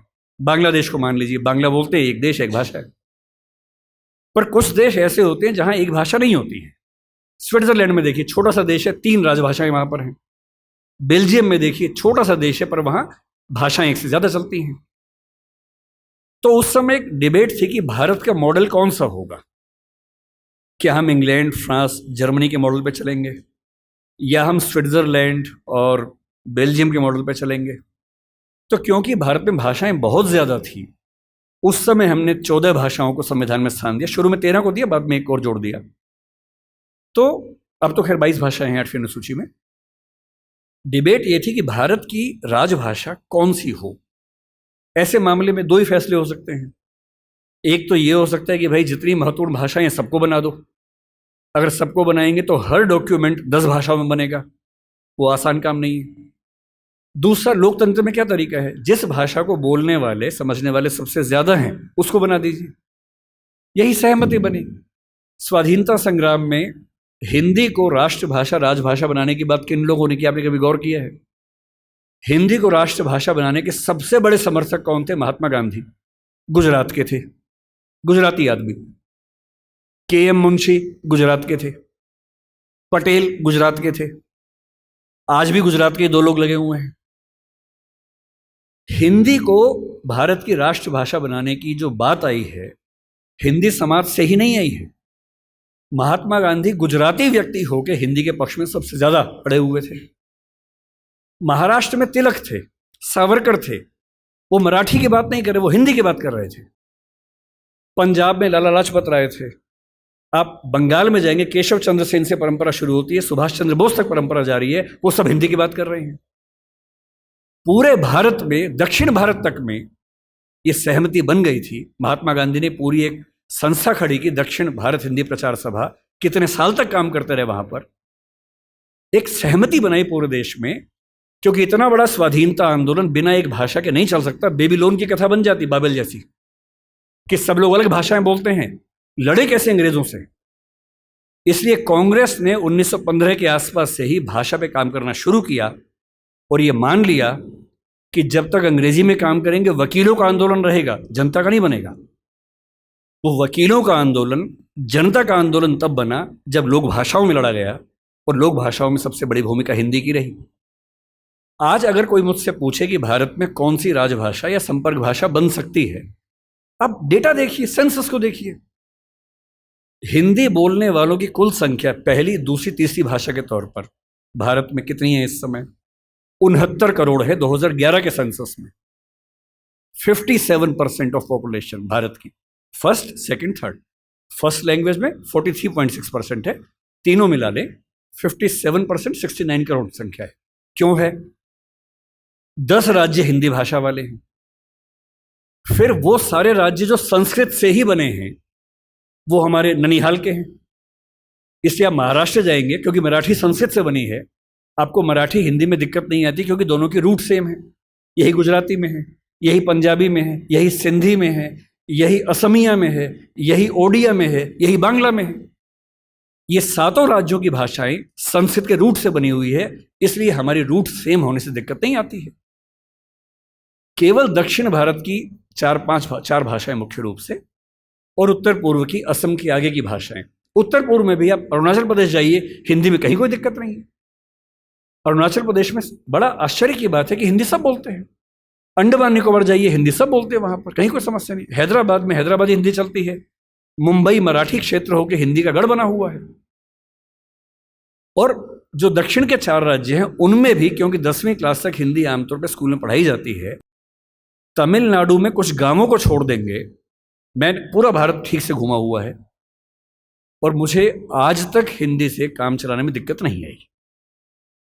69 करोड़ की आबादी 121 करोड़ में से आज 145 करोड़ हैं। ये संख्या मिनिमम आप मान के चलिए कि 75 करोड़ के आसपास होने वाली, 80 करोड़ होने वाली है। इस 69 करोड़ अगर मैं 2011 की बात मान लूं, तो तुलना में कौन है? नंबर 2 पर कौन आता है? बांग्ला। हिंदी में कितना है? 57% है। बांग्ला में कितना है? 9% है। आप किसे बनाएंगे राजभाषा भारत की? संपर्क भाषा किसे बनाएंगे? 57% के बाद सीधा 9% है। नंबर 3 पे मराठी आती है, अभी आ गई है। पहले नंबर 3 पे तेलुगु थी, अब मराठी आ गई है। कितना है? 8.7% है। नंबर 4 पर तेलुगु है, 8% के आसपास है। यानी एक भाषा बोलने वाले 57% हैं, नंबर 2 वाले 9, 8.7, 8, 6, 4, 3। क्या लोकतांत्रिक तरीके से कोई कंपटीशन बनता है किसी तरह का? और संपर्क भाषा संविधान लिखे या ना लिखे, संविधान में लिखा भी नहीं है। संविधान में कहीं नहीं लिखा कि भारत की संपर्क भाषा कौन सी है, ना लिखा है भारत की राष्ट्रभाषा कौन सी है, केवल लिखे भारत की राजभाषा कौन सी है। 14 सितंबर को हुआ था, उस समय आर्टिकल 301 था, लेकिन जब संविधान फाइनल हुआ तो आर्टिकल 343 से 351 तक का हिस्सा जो अंतिम प्रारूप संविधान का बना, उसमें राजभाषा का है। भाग 17 है, जो प्रारूप में भाग 14 था। इसलिए हमें डरने की जरूरत नहीं है। हम स्वाभाविक तौर पर भारत के भाषा के डेमोग्राफी के नक्शे में सबसे बुलंद आवाज हैं, तो हमारी आवाज की पहचान होनी चाहिए। हमें खौफ किस बात का होना चाहिए? क्यों मिरांडा बनने की जरूरत है भाई? अपने धौस में रहिए, आत्मविश्वास से भर के रहिए। और इसलिए आप भारत में कहीं चले जाइए, भारत का हर ऑटो वाला, टैक्सी वाला अपनी भाषा और काम चलाऊ हिंदी जानता है, क्योंकि उसको पता है कि भारत में काम करने के लिए बहुत मुफीद है। सहज है कि हिंदी आ गई तो अब सबसे काम चला लेते हैं और इसी हिंदी संपर्क भाषा बनती है। राष्ट्रभाषा की पदवी संविधान में नहीं है। हमें उसकी ऐसी जिद नहीं करनी चाहिए, क्योंकि हम पर एक आरोप है, हमें उससे बचना चाहिए। हमें भाषा का सम्मान करना है, दूसरी भाषाओं का अपमान नहीं करना है। हमें भाषा के लिए संघर्ष उस तरह से नहीं करना कि सबको काट देंगे, मार देंगे। हमें ये नहीं कहना कि अंग्रेजी खत्म करो, तेलुगु खत्म करो, तमिल खत्म करो, नहीं, सबके साथ रहना है। जैसे संसदीय व्यवस्था में प्रधानमंत्री सारे मंत्रियों के बराबर, किंतु उनसे एक पायदान ऊपर होता है क्योंकि वो डिवीजन करता है। ठीक वैसे भारत की सारी भाषाएं राष्ट्रीय भाषाएं। तमिल भी राष्ट्रभाषा है भाई, तेलुगु है, मराठी है, कन्नड़ है, असमिया है, सब राष्ट्रभाषाएं हैं। इन सब में सबसे ज्यादा हमारी भाषा बोली जाती है, तो सिंबॉलिकली हम थोड़े ज्यादा राष्ट्रभाषा है, क्योंकि पूरा राष्ट्र हमें समझ पाता है। पर जिस दिन आपने ये तेवर अपना हटा लिया, अभी तेवर क्या है, आप बीच बीच में बाकी भाषाओं के खिलाफ खड़े हो जाते हैं। बड़ा खराब लगता है। अगर आप दक्षिण भारत की भाषाओं का विरोध करेंगे और फिर कहेंगे कि वो हिंदी सीखे, कोई मजाक है क्या? आत्मसम्मान क्या केवल हम में होता है, उनमें नहीं होता है? एक भी व्यक्ति का आत्मसम्मान बिल्कुल भी प्रभावित ना हो, अगर इस तेवर के साथ अपनी भाषा को आगे लेके बढ़ेंगे तो भाषा आगे बढ़ेगी। हिंदी को संविधान सभा ने और संसद ने कम बढ़ाया है, शाहरुख खान ने ज़्यादा बढ़ाया है, अमिताभ बच्चन ने ज़्यादा बढ़ाया है, और आज की दुनिया में तेवर बदला है, उसका जिक्र भी करता हूँ। इसलिए अगर आप चाहते हैं कि हिंदी सच में राष्ट्रभाषा बने, राष्ट्रभाषा संविधान में कोई शब्द नहीं है। गुजरात हाईकोर्ट ने 2010 में स्पष्ट निर्णय दिया है कि राष्ट्रभाषा की धारणा भारतीय संविधान में कहीं नहीं है। राष्ट्रभाषा होती है राष्ट्र की आत्मा की भाषा, और आत्मा की भाषा संविधान से नहीं बनती है, आत्मा से बनती है, बातचीत से बनती है, संवाद से बनती है, सहमति से बनती है। अगर आप सच में चाहते हैं कि तमिलनाडु, केरल, आंध्र प्रदेश, तेलंगाना, कर्नाटक, नागालैंड, त्रिपुरा, मिजोरम, मेघालय के लोग हिंदी सीखें, तो बड़े होने का फर्ज निभाइए, आगे बढ़ के उनकी भाषा सीखिए। इसी को त्रिभाषा फार्मूला कहा गया था, 1948 में पहली बार कहा गया था, और बेल्जियम और स्विट्जरलैंड से ही प्रेरणा ली गई थी। 1968 में संसद ने प्रस्ताव पारित किया त्रिभाषा फार्मूले के लिए, पर हमने उसको ठीक से अपनाया नहीं। मैं कल्पना करता हूं कि हिंदी समाज के लोग अपने स्कूलों में, कॉलेजेस में, अगर दक्षिण की 5 में से कोई एक भाषा, या उत्तर पूर्व की कोई एक भाषा, या बांग्ला मान लीजिए, इतनी भर सिखा दें। मुझे दुख है कि मैं नहीं सीख पाया, हमारे स्कूल में ऐसा नहीं था। तीसरी भाषा के नाम पे संस्कृत सिखाई गई। मैं संस्कृत का बहुत सम्मान करता हूं, लेकिन तीसरी भाषा के तौर पर संस्कृत सिखाई जाए, इस नीति के पक्ष में नहीं हूं, क्योंकि इससे वर्तमान में हमारा भला नहीं हो रहा। वर्तमान में भला तब होता जब मुझे मराठी सिखाते, या तमिल सिखाते, या मेघालय की भाषा सिखाते, और मैं कम से कम तमिलनाडु जाके वहां के ऑटो वाले से तमिल के 4 वाक्य बोल देता, तो वो कहता कि अरे वाह क्या बात है यार, फिर कहता कि मैं भी हिंदी सीखूंगा। अभी उसको लगता कि वाह बेटा तुम तो सीखोगे 2, हम सीखेंगे 3। और इसलिए जब तक हम थोड़ा आगे बढ़कर उन भाषाओं को नहीं अपनाएंगे, तब तक ये उम्मीद करना कि वो हमारी भाषा को अपना लेंगे, ज़बरदस्ती की बात है। और ज़बरदस्ती हिटलर की नहीं चली तो हमारी क्या चलेगी? ना किसी की चली है, ना दुनिया में चलेगी। ये मान के चलिए, लोकतंत्र का ज़माना है, समझा बुझाकर, संवाद से, बातचीत से फैसले होंगे, फैसले जोर ज़बरदस्ती नहीं होंगे। आजकल एक नया तमाशा हिंदी बनाम उर्दू को लेकर चल रहा है। आजकल हिंदी वाले अलग ही मूड में चल रहे हैं, कह रहे उर्दू को खत्म कर दो, मुसलमानों की भाषा है। भाषा किसी धर्म की नहीं होती है। तमिलनाडु का मुसलमान तमिल बोलता है, केरल का मुसलमान मलयालम बोलता है, और किसी भी समाज का व्यक्ति होगा, उसका धर्म कुछ भी हो, उसकी भाषा वही होगी जो उसके भौगोलिक क्षेत्र की भाषा है। उर्दू हिंदी समाज की भाषा है, मेरठ के इलाके में पैदा हुई है, हमारी गोद में पली है वो भाषा, हिंदी की गोद में बनी है। उसका व्याकरण पूरा का पूरा खड़ी बोली हिंदी का व्याकरण है। पाकिस्तान ने उर्दू को आयात किया है, क्योंकि पाकिस्तान की ज़मीन पे उर्दू पैदा नहीं हुई, उर्दू मेरठ के आसपास पैदा हुई, पाकिस्तान ने इंपोर्ट किया उस भाषा को। अपनी भाषा को हम इस तौर से बोलते हैं कि खत्म कर देंगे। पहली बात तो ऐसा बोलना नहीं चाहिए। दूसरी बात, कर भी नहीं पाएंगे। किसी के चाहने से भाषाएं खत्म नहीं होती। भाषाएं तब खत्म होती हैं जब भाषाओं का आत्मसम्मान मर जाता है, और जिस भाषा में आत्मसम्मान होता है उसको मारने वाला कोई दुनिया में पैदा नहीं हुआ। किसी भाषा को आप खत्म कर देंगे ऐसा मिजाज मत रखिए।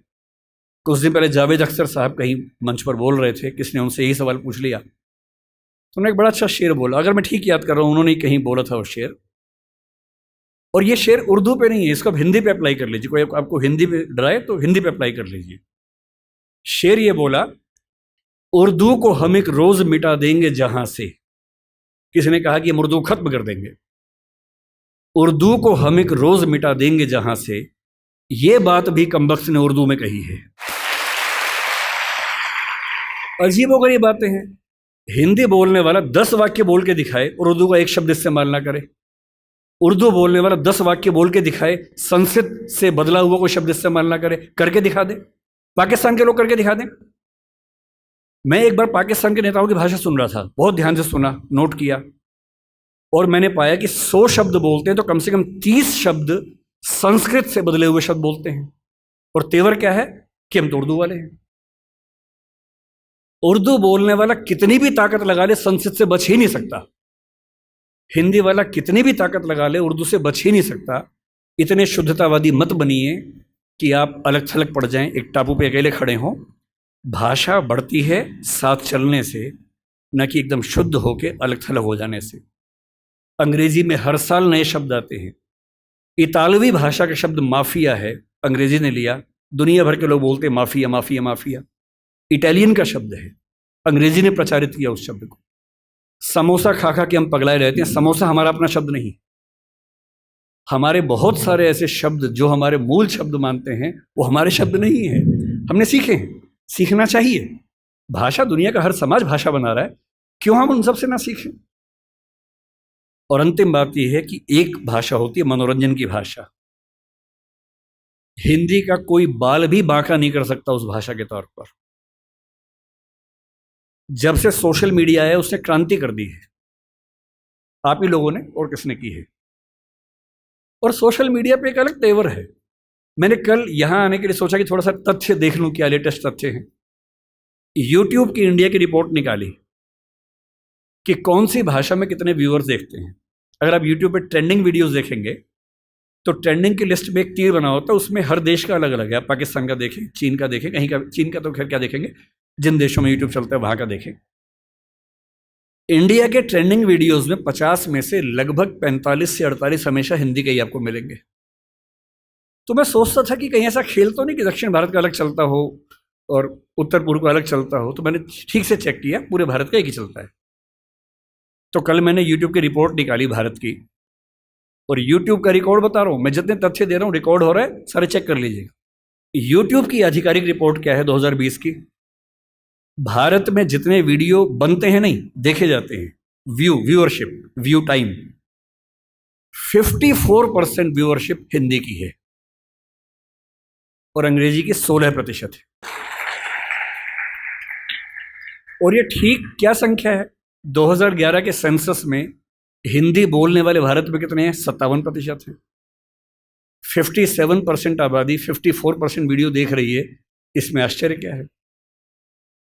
OTT की दुनिया में देख लीजिए, वाईकॉम 18 जिसका वूट नाम से चैनल आता है, मतलब OTT प्लेटफॉर्म आता है, उसने एक सर्वे कंडक्ट किया। उन्होंने खूब कोशिश की, अंग्रेजी में की और भाषाओं में की, और अभी कुछ दिन पहले उन्होंने एक निकाली अपनी रिपोर्ट और बताया कि हम OTT पर कितने भी एक्सपेरिमेंट्स कर लें, OTT में हिंदी की भागीदारी 50% से ज़्यादा ही रहती है, कम नहीं होती है।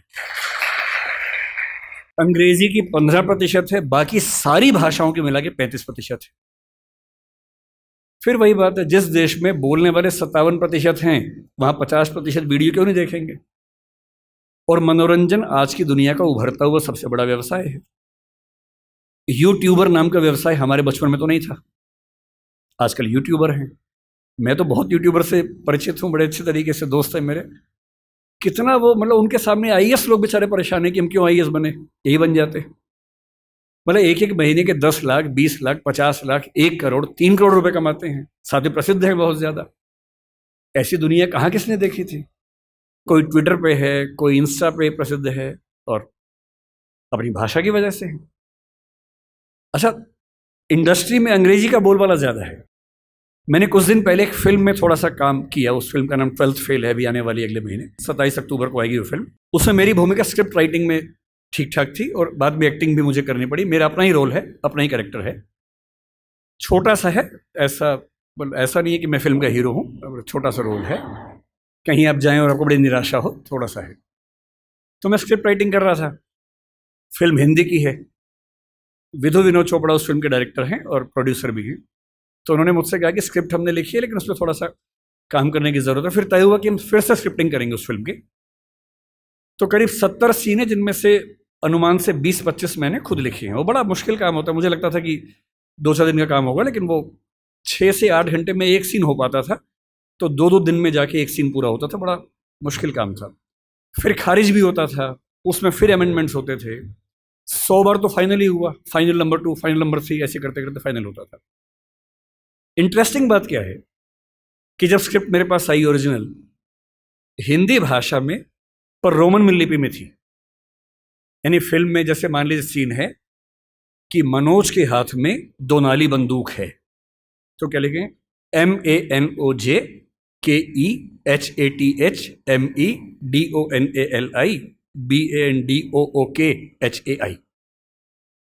अच्छा, मुझे हिंदी रोमन लिपि में पढ़ने में बड़ी बाधा होती है, दुविधा होती है।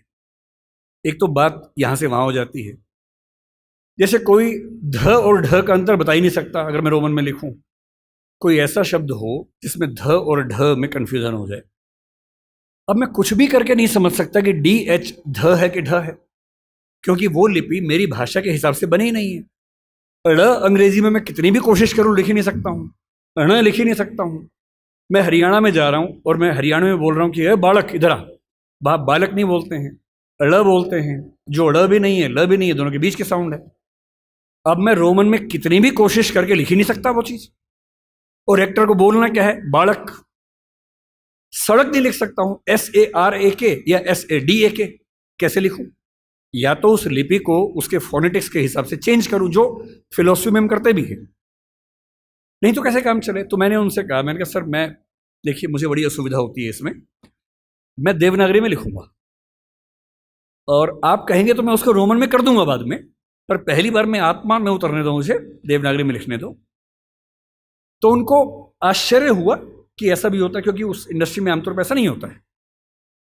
तो मैंने देवनागरी में एक सीन लिखा, लिख के भेजा। नियम था कि मैं रोज रात को 3 बजे ईमेल करता था।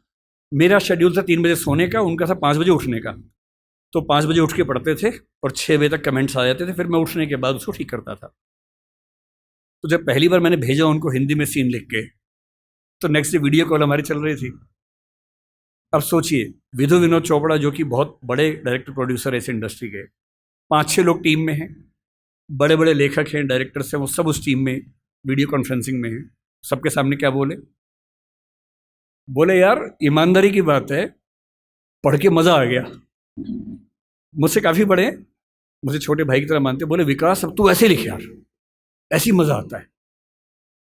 और बाकी टीम को बोले कि तुम्हें इंग्लिश में करना हो कर लेना, बाद में हम हिंदी में करेंगे। उसके बाद वो पूरी फिल्म हिंदी में लिखी गई। बाद में इंग्लिश में हुआ, जब शूटिंग हुई तो उसको इंग्लिश में कुछ एक्टर्स के लिए किया गया, क्योंकि हर एक्टर नहीं समझ पाता। विशेष रूप से मान लीजिए कोई एक्टर दक्षिण भारत से आ जाए, उसको हिंदी में फिल्म शूट करनी है, कैसे करेगा बेचारा? उसको रोमन में लिख के देते हैं। पर कुछ लोग हैं, अमिताभ बच्चन एक ज़माने में ऐसा करते थे, आशुतोष राणा इस समय ऐसा करते हैं। मेरे मित्र हैं, कुछ दिन पहले बता रहे थे कि उनकी स्क्रिप्ट अभी भी हिंदी में लिखी हुई आती है, देवनागरी में लिखी हुई आती है। उनका तेवर है कि भाई देवनागरी में पढ़ूंगा, रोमन में नहीं आत्मा पकड़ में आती है, तो करते हैं उसमें। मेरा जो कहना है वो ये कि मनोरंजन की दुनिया में इतने अवसर हैं और उन अवसरों में हिंदी का मुकाबला किसी भाषा में नहीं हो सकता है। बस थोड़ा सा अपनी ताकत का एहसास करिए, घबराइए मत, डरिए मत। हिंदी समाज की सबसे बड़ी समस्या एक ऐसा डर है जो बिना किसी वजह के, जो मिरांडा को था। वो योग्य थी, समझदार थी, पर उसको ये एहसास करा दिया गया था कि तुम सही फैसले नहीं कर सकती हो, तुम्हारे फैसले हम करेंगे। यही हिंदी समाज की बात है। और हिंदी समाज से मेरा निवेदन सिर्फ इतना है, किसी भाषा से नफरत नहीं करनी है, बाहें फैलाकर सबका स्वागत करना है। अंग्रेजी से भी मोहब्बत करनी है, उससे ज़्यादा तमिल तेलुगु से करनी है, उससे ज़्यादा हिंदी से करनी है, और सब भाषाओं को साथ लेकर, उर्दू को भी साथ लेकर, आत्मविश्वास से भरकर, बिना किसी हीन भावना से युक्त होकर, सोशल मीडिया के इस नए उत्सव को मनाते हुए, व्यापार व्यवसाय की दुनिया में, विज्ञापन की दुनिया में हिंदी की ताकत का एहसास करते हुए जब अपनी भाषा का सम्मान करेंगे तो नज़ारा कुछ और होगा। मैं रामविलास शर्मा, आपने नाम सुना होगा उनका, हिंदी के विद्यार्थी हैं, उन्होंने बड़ी गहरी बात कही थी। उनका एक कंसेप्ट है, आपने पढ़ाई होगा, हिंदी जातीयता को लेकर उन्होंने खूब बात की। उन्होंने कहा कि भारत की अकेली हिंदी भाषा है जिसमें जातीयता की भावना कम है। जो मैंने कहा ना कि स्पेनिश लोगों में, डच लोगों में, उन सब में अपनी भाषा के सम्मान का भाव है, जर्मन लोगों में, फ्रेंच लोगों में है, वो भाव आपको मराठी में दिखेगा, तमिल में, तेलुगु में, कन्नड़ में, ओडिया में, बांग्ला में, सब में दिखता है। अपनी भाषा को लेकर एक गरिमा का भाव, सम्मान का भाव, पता नहीं क्यों वो हिंदी में नहीं दिखता है। थोड़ा लाइए, कॉन्फिडेंस से रहिए। कोई अंग्रेजी में डराए, मत डरिए। भारत में कोई आपसे कहे कि तुमको इंग्लिश नहीं आती है, उतना ही तेवर से कहिए तुमको हिंदी नहीं आती है। क्योंकि भाई, जिस देश में 57% आबादी हिंदी बोलती हो, अंग्रेजी सेकंड थर्ड लैंग्वेज में अच्छी खासी है, 10% से ऊपर है कुल मिला के। अगर तीनों स्तरों को मिला लें तो हिंदी की एकदम बाद अंग्रेजी आती है, फिर बांग्ला आती है, 10.5% के आसपास है। क्योंकि सेकंड लैंग्वेज, थर्ड लैंग्वेज में अंग्रेजी का बोलबाला बहुत ज़्यादा है। फर्स्ट लैंग्वेज में वो केवल 2,70,000 लोगों की भाषा है। तो भी हिंदुस्तान में हिंदी नहीं आना और अंग्रेजी नहीं आना, अगर ये दोनों शर्मिंदगी की बातें हैं तो ज़्यादा शर्मिंदगी की बात कौन सी है? हिंदी ना आना। तो कोई अगर आपसे बोले कि मुझको हिंदी नहीं आता है, तो आप ऐसे बोलना कि मुझको अंग्रेजी नहीं आता है, और थोड़ी बहुत आती है, मेरा काम चल जाता है। अगर मुझे खेती करनी है तो मुझे अंग्रेजी क्यों चाहिए? अगर मुझे छोटा मोटा उद्यम करना है, अंग्रेजी क्यों चाहिए? हाँ, अगर मुझे सुप्रीम कोर्ट का वकील बनना है तो अंग्रेजी चाहिए। अगर मुझे एकेडमिक्स में, रिसर्च में जाना है, माइक्रोबायोलॉजी में जाना है, तो अंग्रेजी चाहिए। और उसमें भी धीरे धीरे क्यों ऐसा ना हो कि हिंदी में पढ़ने लिखने की संस्कृति बने। एक अंतिम निवेदन आपसे कर रहा हूँ। हिंदी समाज को लेकर मेरी गंभीर शिकायत है कि हम पढ़ते लिखते नहीं हैं, अफवाहें फैलाते हैं, अफवाहें सुनते हैं, प्रभावित होते हैं। थोड़ा पढ़िए, तथ्यों को देखिए, रिपोर्ट्स को पढ़िए, किसी भी मुद्दे पर जो तथ्य हैं उनको समझकर अपनी राय बनाइए, दिमाग की खिड़कियां खोलिए। और मेरा मानना है कि एक समाज के तौर पर यदि हम ऐसे हो जाएंगे तो हमारा सम्मान खुद ब खुद दुनिया भर में होगा। केवल भारत का मसला नहीं है, पूरी दुनिया में होगा। धन्यवाद। सर, मैं अंग्रेज़ी मीडियम की छात्रा हूँ, पर मतलब मैंने स्कूलिंग भी इंग्लिश मीडियम से की है, तो वहाँ भाषा बहुत सरल होती थी। पर जब मैं दिल्ली में आई, फिर बहुत बड़ी कन्फ्यूजन हो गई मेरे को। मेरे को लगता है मैं इंग्लिश में फिट नहीं बैठ पाती, हिंदी में भी फिट नहीं बैठ पाती। तो फिर इसका कोई सॉल्यूशन ना मेरे को ढंग से, मतलब इंग्लिश में चीज़ें हिंदी में चीज़ें समझने में ज़्यादा अच्छा लगता है, पर मेरा मीडियम इंग्लिश है और हिंदी में मुझे ज़्यादा इतनी मतलब जो डीप वाली पकड़ होती है वो नहीं है। आपकी भाषा कैसी है इसका फैसला 2-3 तरीके से होता है। पहला ये कि आपका सिंटैक्स, यानी भाषा में जो व्याकरण के नियम हैं, वाक्य बनाना, समझना, जटिल वाक्य बनाना, उन सब में आप सहज हैं या नहीं, ये पहला सवाल है। और दूसरा ये कि उसमें जितने नए नए शब्द आते हैं वो आपको समझ में आते हैं नहीं आते हैं। मेरे ख्याल से अगर आप अंग्रेजी माध्यम के विद्यार्थी हैं तो आपको अंग्रेजी में सिंटैक्स में दिक्कत नहीं होगी, टेंसेस समझ में आते होंगे, मुश्किल से मुश्किल वाक्य भी आपको समझ में आता है कि वाक्य कैसे बना हुआ है, लिख भी लेती होंगी आप। मेरे अनुमान से आपकी दिक्कत ज़्यादा इसलिए है कि शब्द इतने सारे नए अचानक आ रहे होंगे कि उन सबको समझ पाना मुश्किल होता होगा। तो मेरा अनुमान ये कि ये समस्या तो एक उर्वर भूमि है, अपनी भाषा को अच्छा करने का एक तरीका है। और पहले के लोग बोलते थे कि रोज़ 5 नए शब्द सीखो, वो एक आउटडेटेड कंसेप्ट है। आज का कंसेप्ट ये है कि जो भी शब्द आपके सामने पहली बार है उसे नोट कीजिए, उसे 2-3 तरह से वाक्यों में इस्तेमाल कीजिए, और उस डायरी के शब्दों को रोज कोशिश करके एक दो शब्दों का इस्तेमाल करते रहिए, तो अंग्रेजी को अच्छा बनाने के लिए 2-3 महीने काफ़ी हैं। कोई रॉकेट साइंस थोड़ा ना है, भाषा ही तो है। भले मेरी समझ है कि कोई भी भाषा, चाइनीज़ को लेकर मैं थोड़ा पसोपेश में रहता हूँ, सामान्यतः कोई भी भाषा सीखने के लिए 3 से 6 महीने पर्याप्त होते हैं ठीक स्तर तक सीखने के लिए, चाहे वो अंग्रेजी हो चाहे वो हिंदी हो। तो अगर आपने अंग्रेजी में पढ़ाई अपनी की है, शुरू कर दी है, तो अंग्रेजी में पढ़ें और शब्द बढ़ाएं। और वैसे अगर आपके टीचर क्लास के बाद अलग से उसी बात को थोड़ा हिंदी में भी समझा दें तो शायद ज़्यादा अच्छे समझ में आएगा।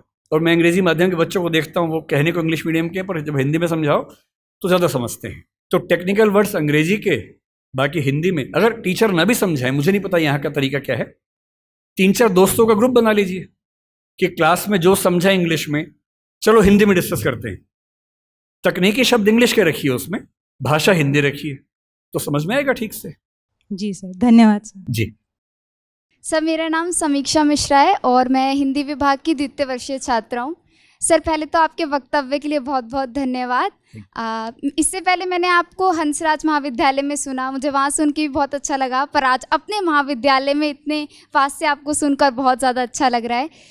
सर, मैं आपसे बहुत प्रभावित हूँ और इतनी उम्र में भी आकर आपके जो मुखमंडल पर तेज हमेशा रहता है, उसके लिए भी बहुत ज़्यादा प्रभावित हूँ। आपको क्या लगता है कि मैं 80 साल का हूँ, 90 साल का हूँ? सर, मैं आपके यहाँ आने से पहले मैंने आपकी उम्र गूगल पे सर्च की थी, 49 बताया था। सर, एडवांस में जन्मदिन की शुभकामनाएं। सर, प्रश्न पे आती हूँ। सर, आपने कहा कि हिंदी ताकतवर है लेकिन उसका एहसास दिलाने वाला कोई नहीं है, और हिंदी समझदार है लेकिन उसे बताने वाला कोई नहीं है। आज भी हम देखते हैं, जैसे आपने भाषाओं के शब्दों को लेकर झगड़े पर बात की, भाषाओं जो आज झगड़े होते हैं।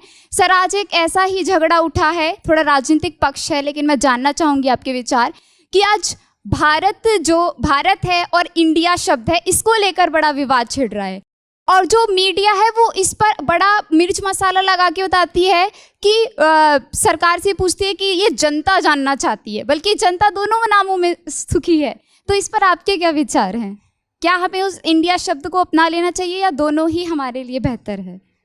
देखिए, मैं फिर कहूँगा कि मुद्दों को ना अलग करके समझना पड़ेगा।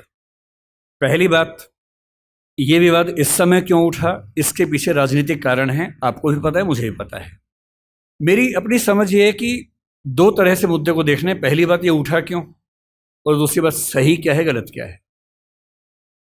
ये उठा क्यों, इसके पीछे राजनीतिक पृष्ठभूमि पूरा देश जानता है, आप भी जानती है, मैं भी जानता हूं। पर कोई मुद्दा राजनीतिक वजह से उठा इसलिए मुद्दा ही गलत है, ऐसा नहीं होता है। राजनीति कई बार गलत काम करती है, कई बार सही काम कर देती है, और जनता के दबाव में अगर सही काम हो ही जाए, राजनीतिक वजह से ही हो, तो भी क्या बुरा है। अब आते हैं इस सवाल पर कि भारत और इंडिया में से क्या सही है। संविधान सभा में इस पर खूब बहस हुई थी। यह हमारे संविधान का अनुच्छेद 1 है और उसमें लिखा हुआ है, India that is Bharat shall be A union of states. बड़ी इंटरेस्टिंग बात है कि उस समय डिबेट थी कि भारत का नाम भारत रखें या इंडिया रखें। कुछ लोगों ने आर्यव्रत भी कहा, आर्यव्रत कहा, कुछ ने हिंदुस्तान कहा, सब नाम चले। अंत में सहमति बनी कि नहीं, भारत और इंडिया ही ठीक है। नेहरू जी ने खुल के तो नहीं, पर नेहरू जी के पर्सपेक्टिव से जो बात वहां पर ज्यादा आई वो ये थी कि हमारे संविधान के बनने की प्रक्रिया में जो बहुत सारे एक्ट थे जो अंग्रेजों ने बनाए थे, जैसे इंडिया इंडिपेंडेंस एक्ट 1947 का है, 1935 का एक्ट था, उन सब में इंडिया का इस्तेमाल था। उस समय के भारत की तरफ से जो समझौते अंतर्राष्ट्रीय थे, उन सब में इंडिया नाम था। पश्चिम की दुनिया हमें इंडिया के नाम से जानती थी, अमेरिका हो, फ्रांस हो, कोई भी हो, सब इंडिया जानते थे। नेहरू जी का मिजाज जो था वो ये भी था कि हमें ग्लोबल पर्सपेक्टिव में चीज़ों को देखना है, पूरी दुनिया से संवाद करना है, क्योंकि उनकी रुचि अंतर्राष्ट्रीय मुद्दों में ज़्यादा थी, बहुत ज़्यादा थी। मेरे ख्याल से इन सब वजहों से तय हुआ कि हम अपना नाम इंडिया रखेंगे, पर इंडिया के बराबर महत्व भारत का भी रहेगा। तो लिखा गया India that is Bharat. India जो कि भारत है, राज्यों का एक संघ होगा। 4 दिन पहले की बात है, मैं हॉलैंड में एक टैक्सी में बैठा हुआ था। इंटरेस्टिंग मत सोच के देखिए, टैक्सी का ड्राइवर मोरक्को का रहने वाला था। उसको जैसे ही पता लगा मैं भारत से हूं, उसने मुझसे यही सवाल पूछा। उसने कहा कि यू आर फ्रॉम इंडिया? मैंने कहा yes. We are listening to a debate India और Bharat, what do you think? मैं बड़ा चकित कि ये मोरक्को का आदमी हॉलैंड में रहता है, इसके मन में ये सवाल आ रहा है। तो मैंने कहा कि ये तो राजनीतिक कारणों से हुआ है, लेकिन बात अपने आप में सही है। मैंने कहा जैसे बॉम्बे मुंबई हुआ, मुझे खुशी हुई, क्योंकि मुंबई की आबादी के लिए मुंबई में जो मज़ा है वो बॉम्बे में नहीं है। बॉम्बे तो अंग्रेज़ों ने नाम दिया था। कोलकाता को कैलकाटा अंग्रेज़ों ने किया, तो बंगाल के लोगों ने कोलकाता कर दिया उसको। दिल्ली को दिल्ली के लोगों ने दिल्ली कर दिया, दिल्ली ही बना के रखा हुआ है, DILLI, ये होना चाहिए। कहे कि दिल्ली भाई, हम क्यों दिल्ली बोलेंगे दिल्ली को? ये सारे तर्क अगर सही हैं, अगर बर्मा का नाम म्यांमार होना सही है क्योंकि उनकी जनता की आवाज तो म्यांमार में है, बर्मा में नहीं है। श्रीलंका और सीलोन की डिबेट में वो अपने आप को सीलोन ना मानना चाहे, श्रीलंका मानना चाहें, क्योंकि उनकी भाषा श्रीलंका बोलती है। तो मेरे मन में सवाल बड़ा साफ आता है कि भारत इंडिया क्यों होना चाहिए। मैं फिर स्पष्ट कर दूं, मैं सरकार के पक्ष में नहीं बोल रहा हूं, मुझे उनसे रत्ती भर मतलब नहीं, मैं एक विचार की बात कर रहा हूं। और मैं जब संविधान पढ़ाया करता था, अनुच्छेद 1 पढ़ाते हुए मैं हमेशा बोलता था कि मुझे चुभन होती है ये पढ़ते हुए कि India that is Bharat.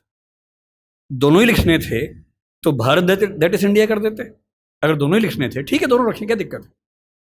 Interesting बात इसके बाद है, मोरक्को के उस ड्राइवर ने उसके बाद पता है क्या कहा, हिंदी में अगर बताऊं, बोले अच्छा अच्छा ये मामला है, अब समझ में आया। फिर बोले कि बड़ी इंटरेस्टिंग बात है, हमारा नाम मोरक्को पड़ गया फ्रेंच लोगों की वजह से। मोरक्को के लोग मोरक्को को मगरिब बोलते हैं। और जब मैं सऊदी अरबिया गया, सऊदी अरब के लोगों ने मुझसे पूछा कहां से आए हो, मैंने कहा मोरक्को। उन्होंने इस भाव से देखा कि मैं पागल हूं, बोले नहीं, मगरिब से आए हो। अगर मगरिब की आबादी खुद को मगरिब कह के खुश है तो उसे फ्रेंच लोगों की वजह से मोरक्को क्यों कहा जाए। इंडिया शब्द वेस्ट ने दिया और बुरे भाव से दिया। उनकी नज़र में इंडियन होने का मतलब है बहुत पिछड़ा हुआ होना, रेड इंडियंस, वेस्ट इंडियंस। तो आज ये क्यों हुआ, मैं समझता हूं कि राजनीतिक निहितार्थ है और उस राजनीति में मेरी रुचि ज़रा सी भी नहीं है। लेकिन ये आज हो या कभी भी हो, मैं इस पक्ष में हूं कि देश का नाम देश की भाषा में होना चाहिए और देश की भाषा भारत के पक्ष में है। आप इंडिया भी रख लीजिए, इंडिया दैट इज़ भारत के बदले भारत दैट इज़ इंडिया मेरी पहली पसंद होगी। मुझे इंडिया से दिक्कत नहीं है, पर भारत मेरी पहली मोहब्बत है। नमस्ते सर, मेरा नाम अदिति सिंह है और मैं हिंदी ऑनर्स की छात्रा हूँ। जी। मेरा सवाल आपसे ये है कि अगर आपको भारत का एजुकेशन मिनिस्टर बनने का अवसर मिले तो आप हिंदी को लेकर कौन से नए बदलाव करना चाहेंगे या कौन सी नई पॉलिसीज़ को इंट्रोड्यूस करना चाहेंगे? पहली बात तो ऐसा होगा नहीं, है ना, कोई मुझे क्यों बनाएगा। लेकिन अगर मैं इस हाइपोथेटिकल सिचुएशन में चला ही जाऊं कि मैं भारत का शिक्षा मंत्री बन जाऊं, इसमें एक समस्या ये कि भारत में शिक्षा समवर्ती सूची का विषय है। समवर्ती सूची का मतलब है कि केंद्र सरकार के पास शक्तियां सीमित हैं, राज्यों की अपनी शक्तियां हैं। तो सबसे पहली बात, मैं राज्यों पर थोपूंगा कुछ भी नहीं, मैं सारे राज्यों के शिक्षा मंत्रियों के साथ संवाद करूंगा। मैं उन सबको प्रेरित करूंगा, समझाऊंगा। मैं उनसे कहूंगा कि तमिलनाडु में मेडिकल साइंस तमिल में होनी चाहिए, कर्नाटक में कन्नड़ में होनी चाहिए, हिंदी क्षेत्र में हिंदी में होनी चाहिए, हिंदी में नहीं इंग्लिश में होनी चाहिए, ऐसी कन्नड़ प्लस इंग्लिश में होनी चाहिए, तकनीकी शब्द अंग्रेजी में रहें। और वो शिक्षा सिर्फ मेडिकल साइंस क्यों, इंजीनियरिंग भी, लॉ में भी, जुडिशरी में भी। मैं ये भी चाहूँगा कि भारत के हर एग्ज़ाम में, केंद्र के हर एग्ज़ाम में अंग्रेजी और हिंदी का समान महत्व होना चाहिए और राज्य स्तरीय हर परीक्षा में उस राज्य की राजभाषाओं का सम्मान होना चाहिए।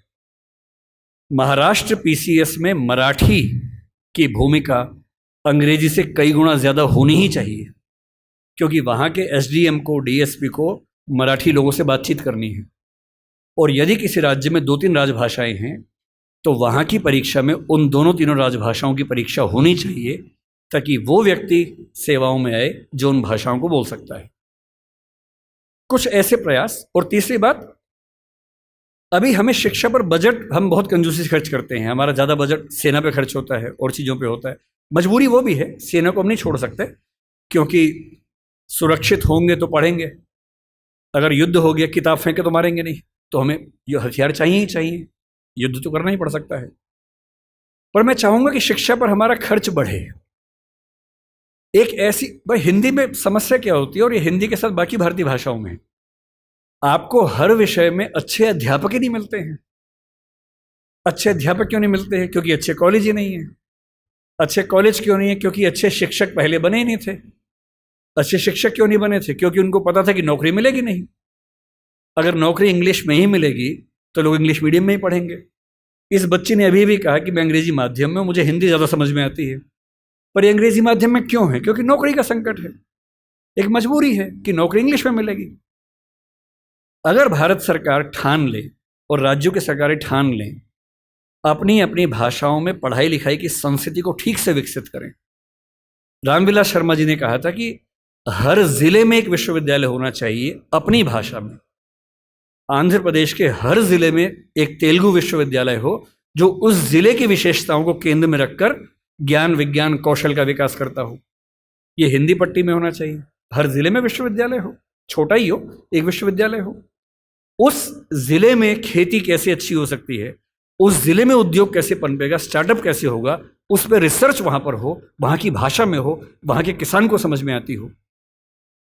और देखिए, अनुवाद की दुनिया बड़ी समृद्ध हो चुकी है। आज से 4 साल पहले गूगल ट्रांसलेट करने पे हंसी आती थी। आज क्रिएटिव ट्रांसलेशन छोड़ दीजिए, तथ्यों का अनुवाद मैं तो अक्सर लगभग रोज इस्तेमाल करता हूं।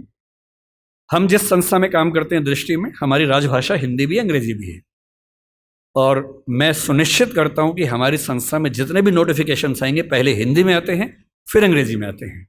मैं खुद बनाता हूं, दोनों भाषाओं में बनाता हूं। पहले हिंदी में, गूगल ट्रांसलेट पे जाता हूं, 1 सेकंड में अनुवाद हो जाता है, फिर उसको चेक करता हूं। आश्चर्य आपको होगा कि पहले 40-50% सही होता था, आजकल 95-97% सही होता है। मुश्किल से 2 साल रुक जाइए, ये मामला 100% का होने वाला है। जिस दिन 100% का हो गया, उस दिन हिंदी वालों का ये बहाना खत्म हो जाएगा कि हिंदी में कंटेंट नहीं है। आपको अंग्रेजी का जो अखबार पढ़ना है, आज से 2 साल बाद पता क्या होगा? आप नेट पे जाएंगे, द हिंदू मान लीजिए पढ़ना है आपको, आप द हिंदू पे जाएंगे, नीचे क्या लिखा होगा, कौन सी भाषा में पढ़ेंगे, सारी भाषाओं के नाम होंगे, यहाँ तक कि स्पेनिश और फ्रेंच भी लिखा होगा। आप हिंदी क्लिक करेंगे, पूरा अखबार हिंदी में आएगा आपके सामने। फिर क्या बहाना बचता है? दुनिया की जो भी किताब पढ़नी है, एक टैबलेट आपके पास होगा या बुक रीडर होगा, दुनिया की जो किताब पढ़नी हो अपनी भाषा में आप पढ़ेंगे, और अनुवाद की समस्या रत्ती भर नहीं होगी। मुश्किल से 5 से 10 साल के बाद ऐसी डिवाइसेस आ जाएंगी, ईयरफोन लगा होगा आपके कान में। आप जैसे, मैं भी जब विदेश में जाता हूँ, जहाँ अंग्रेजी चलती है वहाँ दिक्कत नहीं आती। अब जैसे मान लीजिए मैं ऑशविट्स, एक आपने सुना होगा जहाँ नाजी अत्याचार हुए थे, मैं 2 दिन पहले पोलैंड में वहीं गया हुआ था। वहाँ हर चीज़ पोलिश भाषा में लिखी हुई थी, कहीं कहीं अंग्रेजी थी। अब समझ में नहीं आ रहा कैसे पढ़ूँ। गूगल ट्रांसलेट पे जाके कैमरा ऑन करना है, लैंग्वेज में आपने कर दिया पॉलिश टू इंग्लिश, आप कैमरा जहाँ जहाँ ले जा रहे हैं पॉलिश इंग्लिश में कन्वर्ट होकर दिख रही है आपको, कोई समस्या ही नहीं है। वो सारी पॉलिश लिखी है, मैं सारा अंग्रेजी में पढ़ रहा हूँ, कहीं कहीं हिंदी में पढ़ रहा हूँ, सब कुछ हो चुका है। मुश्किल से 2-3 साल बाद क्या होगा, ऐसे हेडफोन्स और माइक आ जाएंगे। आप अपने कंप्यूटर से या फ़ोन से कनेक्टेड हैं, एक पॉलिश व्यक्ति या मान लीजिए डच व्यक्ति आपसे बात कर रहा है, नीदरलैंड्स का, उसको केवल डच आती है, मुझे केवल हिंदी आती है। मैंने अपने फ़ोन में डच से हिंदी सेट कर दिया, उसने अपने फ़ोन में हिंदी से डच सेट कर दिया। वो डच बोल रहा है, मेरे हेडफोन में जो माइक है वो उसको सुन रहा है, कंप्यूटर कनेक्टेड है, फ़ोन कनेक्टेड है, मेरा फ़ोन तुरंत उसको हिंदी में कन्वर्ट करके मुझे हिंदी में सुना रहा है। मैं हिंदी बोल रहा हूँ, उसे डच में सुन रहा है।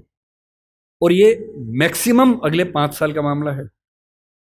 5 साल बाद बेबीलोन की मीनार बन जाएगी। 5 साल बाद आप दुनिया की किसी भी भाषा के साहित्य को, साहित्य में थोड़ी दिक्कत आ सकती है, ज्ञान विज्ञान की बात कर लेते हैं, किसी भी भाषा के ज्ञान विज्ञान को आसानी से पढ़ सकेंगे। अगर मैं शिक्षा मंत्री बन गया, जो कि मैं नहीं बनूंगा, मैं जानता हूं, क्योंकि लोग क्लिप काट के चलाएंगे कि देखो बनना चाह रहा है ना। अगर ऐसा कभी हुआ तो मैं सुनिश्चित करूंगा भारत के हर विश्वविद्यालय में हर ज्ञान की चीज हर भाषा में उपलब्ध हो। और 20-25 साल लगेंगे। जिस दिन हिंदी, मराठी, तमिल बच्चों को समझ में आ गया कि उनकी भाषाओं में भविष्य है, वो अपनी भाषाओं में पढ़ के आग लगा देंगे। ऐसी ऐसी रिसर्च करेंगे, अभी हम कल्पना नहीं कर सकते हैं। और जिस दिन सारी भाषाओं में आत्मसम्मान का भाव आ गया, रिसर्च होने लगी, पढ़ाई होने लगी, उसके बाद आप देखिए फिर क्या होता है। क्यों आपको उच्च अध्ययन के लिए केवल JNU या अशोका समझ में आता है, जहाँ अंग्रेजी में ही चीज़ें मिल पाती हैं? क्यों ऐसा नहीं होता कि कुछ ऐसे विश्वविद्यालय हों जहाँ हिंदी में इतने स्तर के ज्ञान की बातें होती हों जो दुनिया के बेस्ट यूनिवर्सिटीज़ के लेवल की बातें हैं? क्यों हार्वर्ड जैसा स्ट्रक्चर हिंदी में नहीं बन सकता, येल नहीं बन सकता? एकदम बन सकता है। लेकिन सरकार को 20-25 साल ताकत लगानी होगी, एक विज़न रखना होगा। और जो तकनीकें हमारे ज़माने में आ चुकी हैं, उन तकनीकों के होते हुए ये बिल्कुल मुश्किल काम नहीं है, एकदम आसान काम है। बस एक विज़न हो, दृढ़ इच्छा शक्ति हो, और 20-25 साल का समय, एक पीढ़ी गुजरने का समय। आप ऐसे चेंजेस 2 दिन में नहीं कर सकते, एक पीढ़ी लगती है, और हर पीढ़ी के साथ वो चेंजेस आपको नजर आते हैं। मैं ये करूँगा। बहुत बहुत शुक्रिया सर। अब मैं धन्यवाद ज्ञापन हेतु हमारे विभाग प्रभारी चंदा मैम को आमंत्रित करना चाहूँगी। आप सभी को हिंदी दिवस की हार्दिक शुभकामनाएं। विकास जी के इतने शानदार व्याख्यान के बाद धन्यवाद ज्ञापित करना मेरे लिए बहुत बड़ी चुनौती है, लेकिन मैं करूँगी। विकास जी, आपने इतनी लंबी यात्रा कराई है कि मुझे समझ नहीं आ रहा कि किस सूत्र को पकड़ूं और किसको छोड़ूं। आपने जो मिरांडा के कैरेक्टर से हमारे विद्यार्थियों को परिचित कराया है कि उसकी ताकत क्या है, उसका आत्मविश्वास क्या है, मुझे पूर्ण विश्वास है कि हमारे बच्चों में जो हिंदी भाषियों में जो हीनता बोध है, वो आज इस ऑडी से जब निकलेंगे ना, तो मुझे पूरा विश्वास है कि आपके मुखमंडल की आभा हमारे विद्यार्थियों के मुख पर होगी।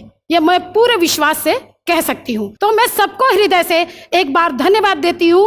और चूंकि मुझे पता है कि विकास जी की अगली मीटिंग है, इसीलिए मुझे ये बात समेटनी पड़ रही है। और आत्मा और मिरांडा के एक्चुअल जो कैरेक्टर है उसको लेके जाएं, और विकास जी के जो मुखमंडल की जो आभा है वो अपने चेहरे पर बरकरार रखें। इन्हीं शब्दों के साथ मैं विकास जी के साथ साथ इस ऑडी में उपस्थित प्रत्येक श्रोता को धन्यवाद देती हूँ।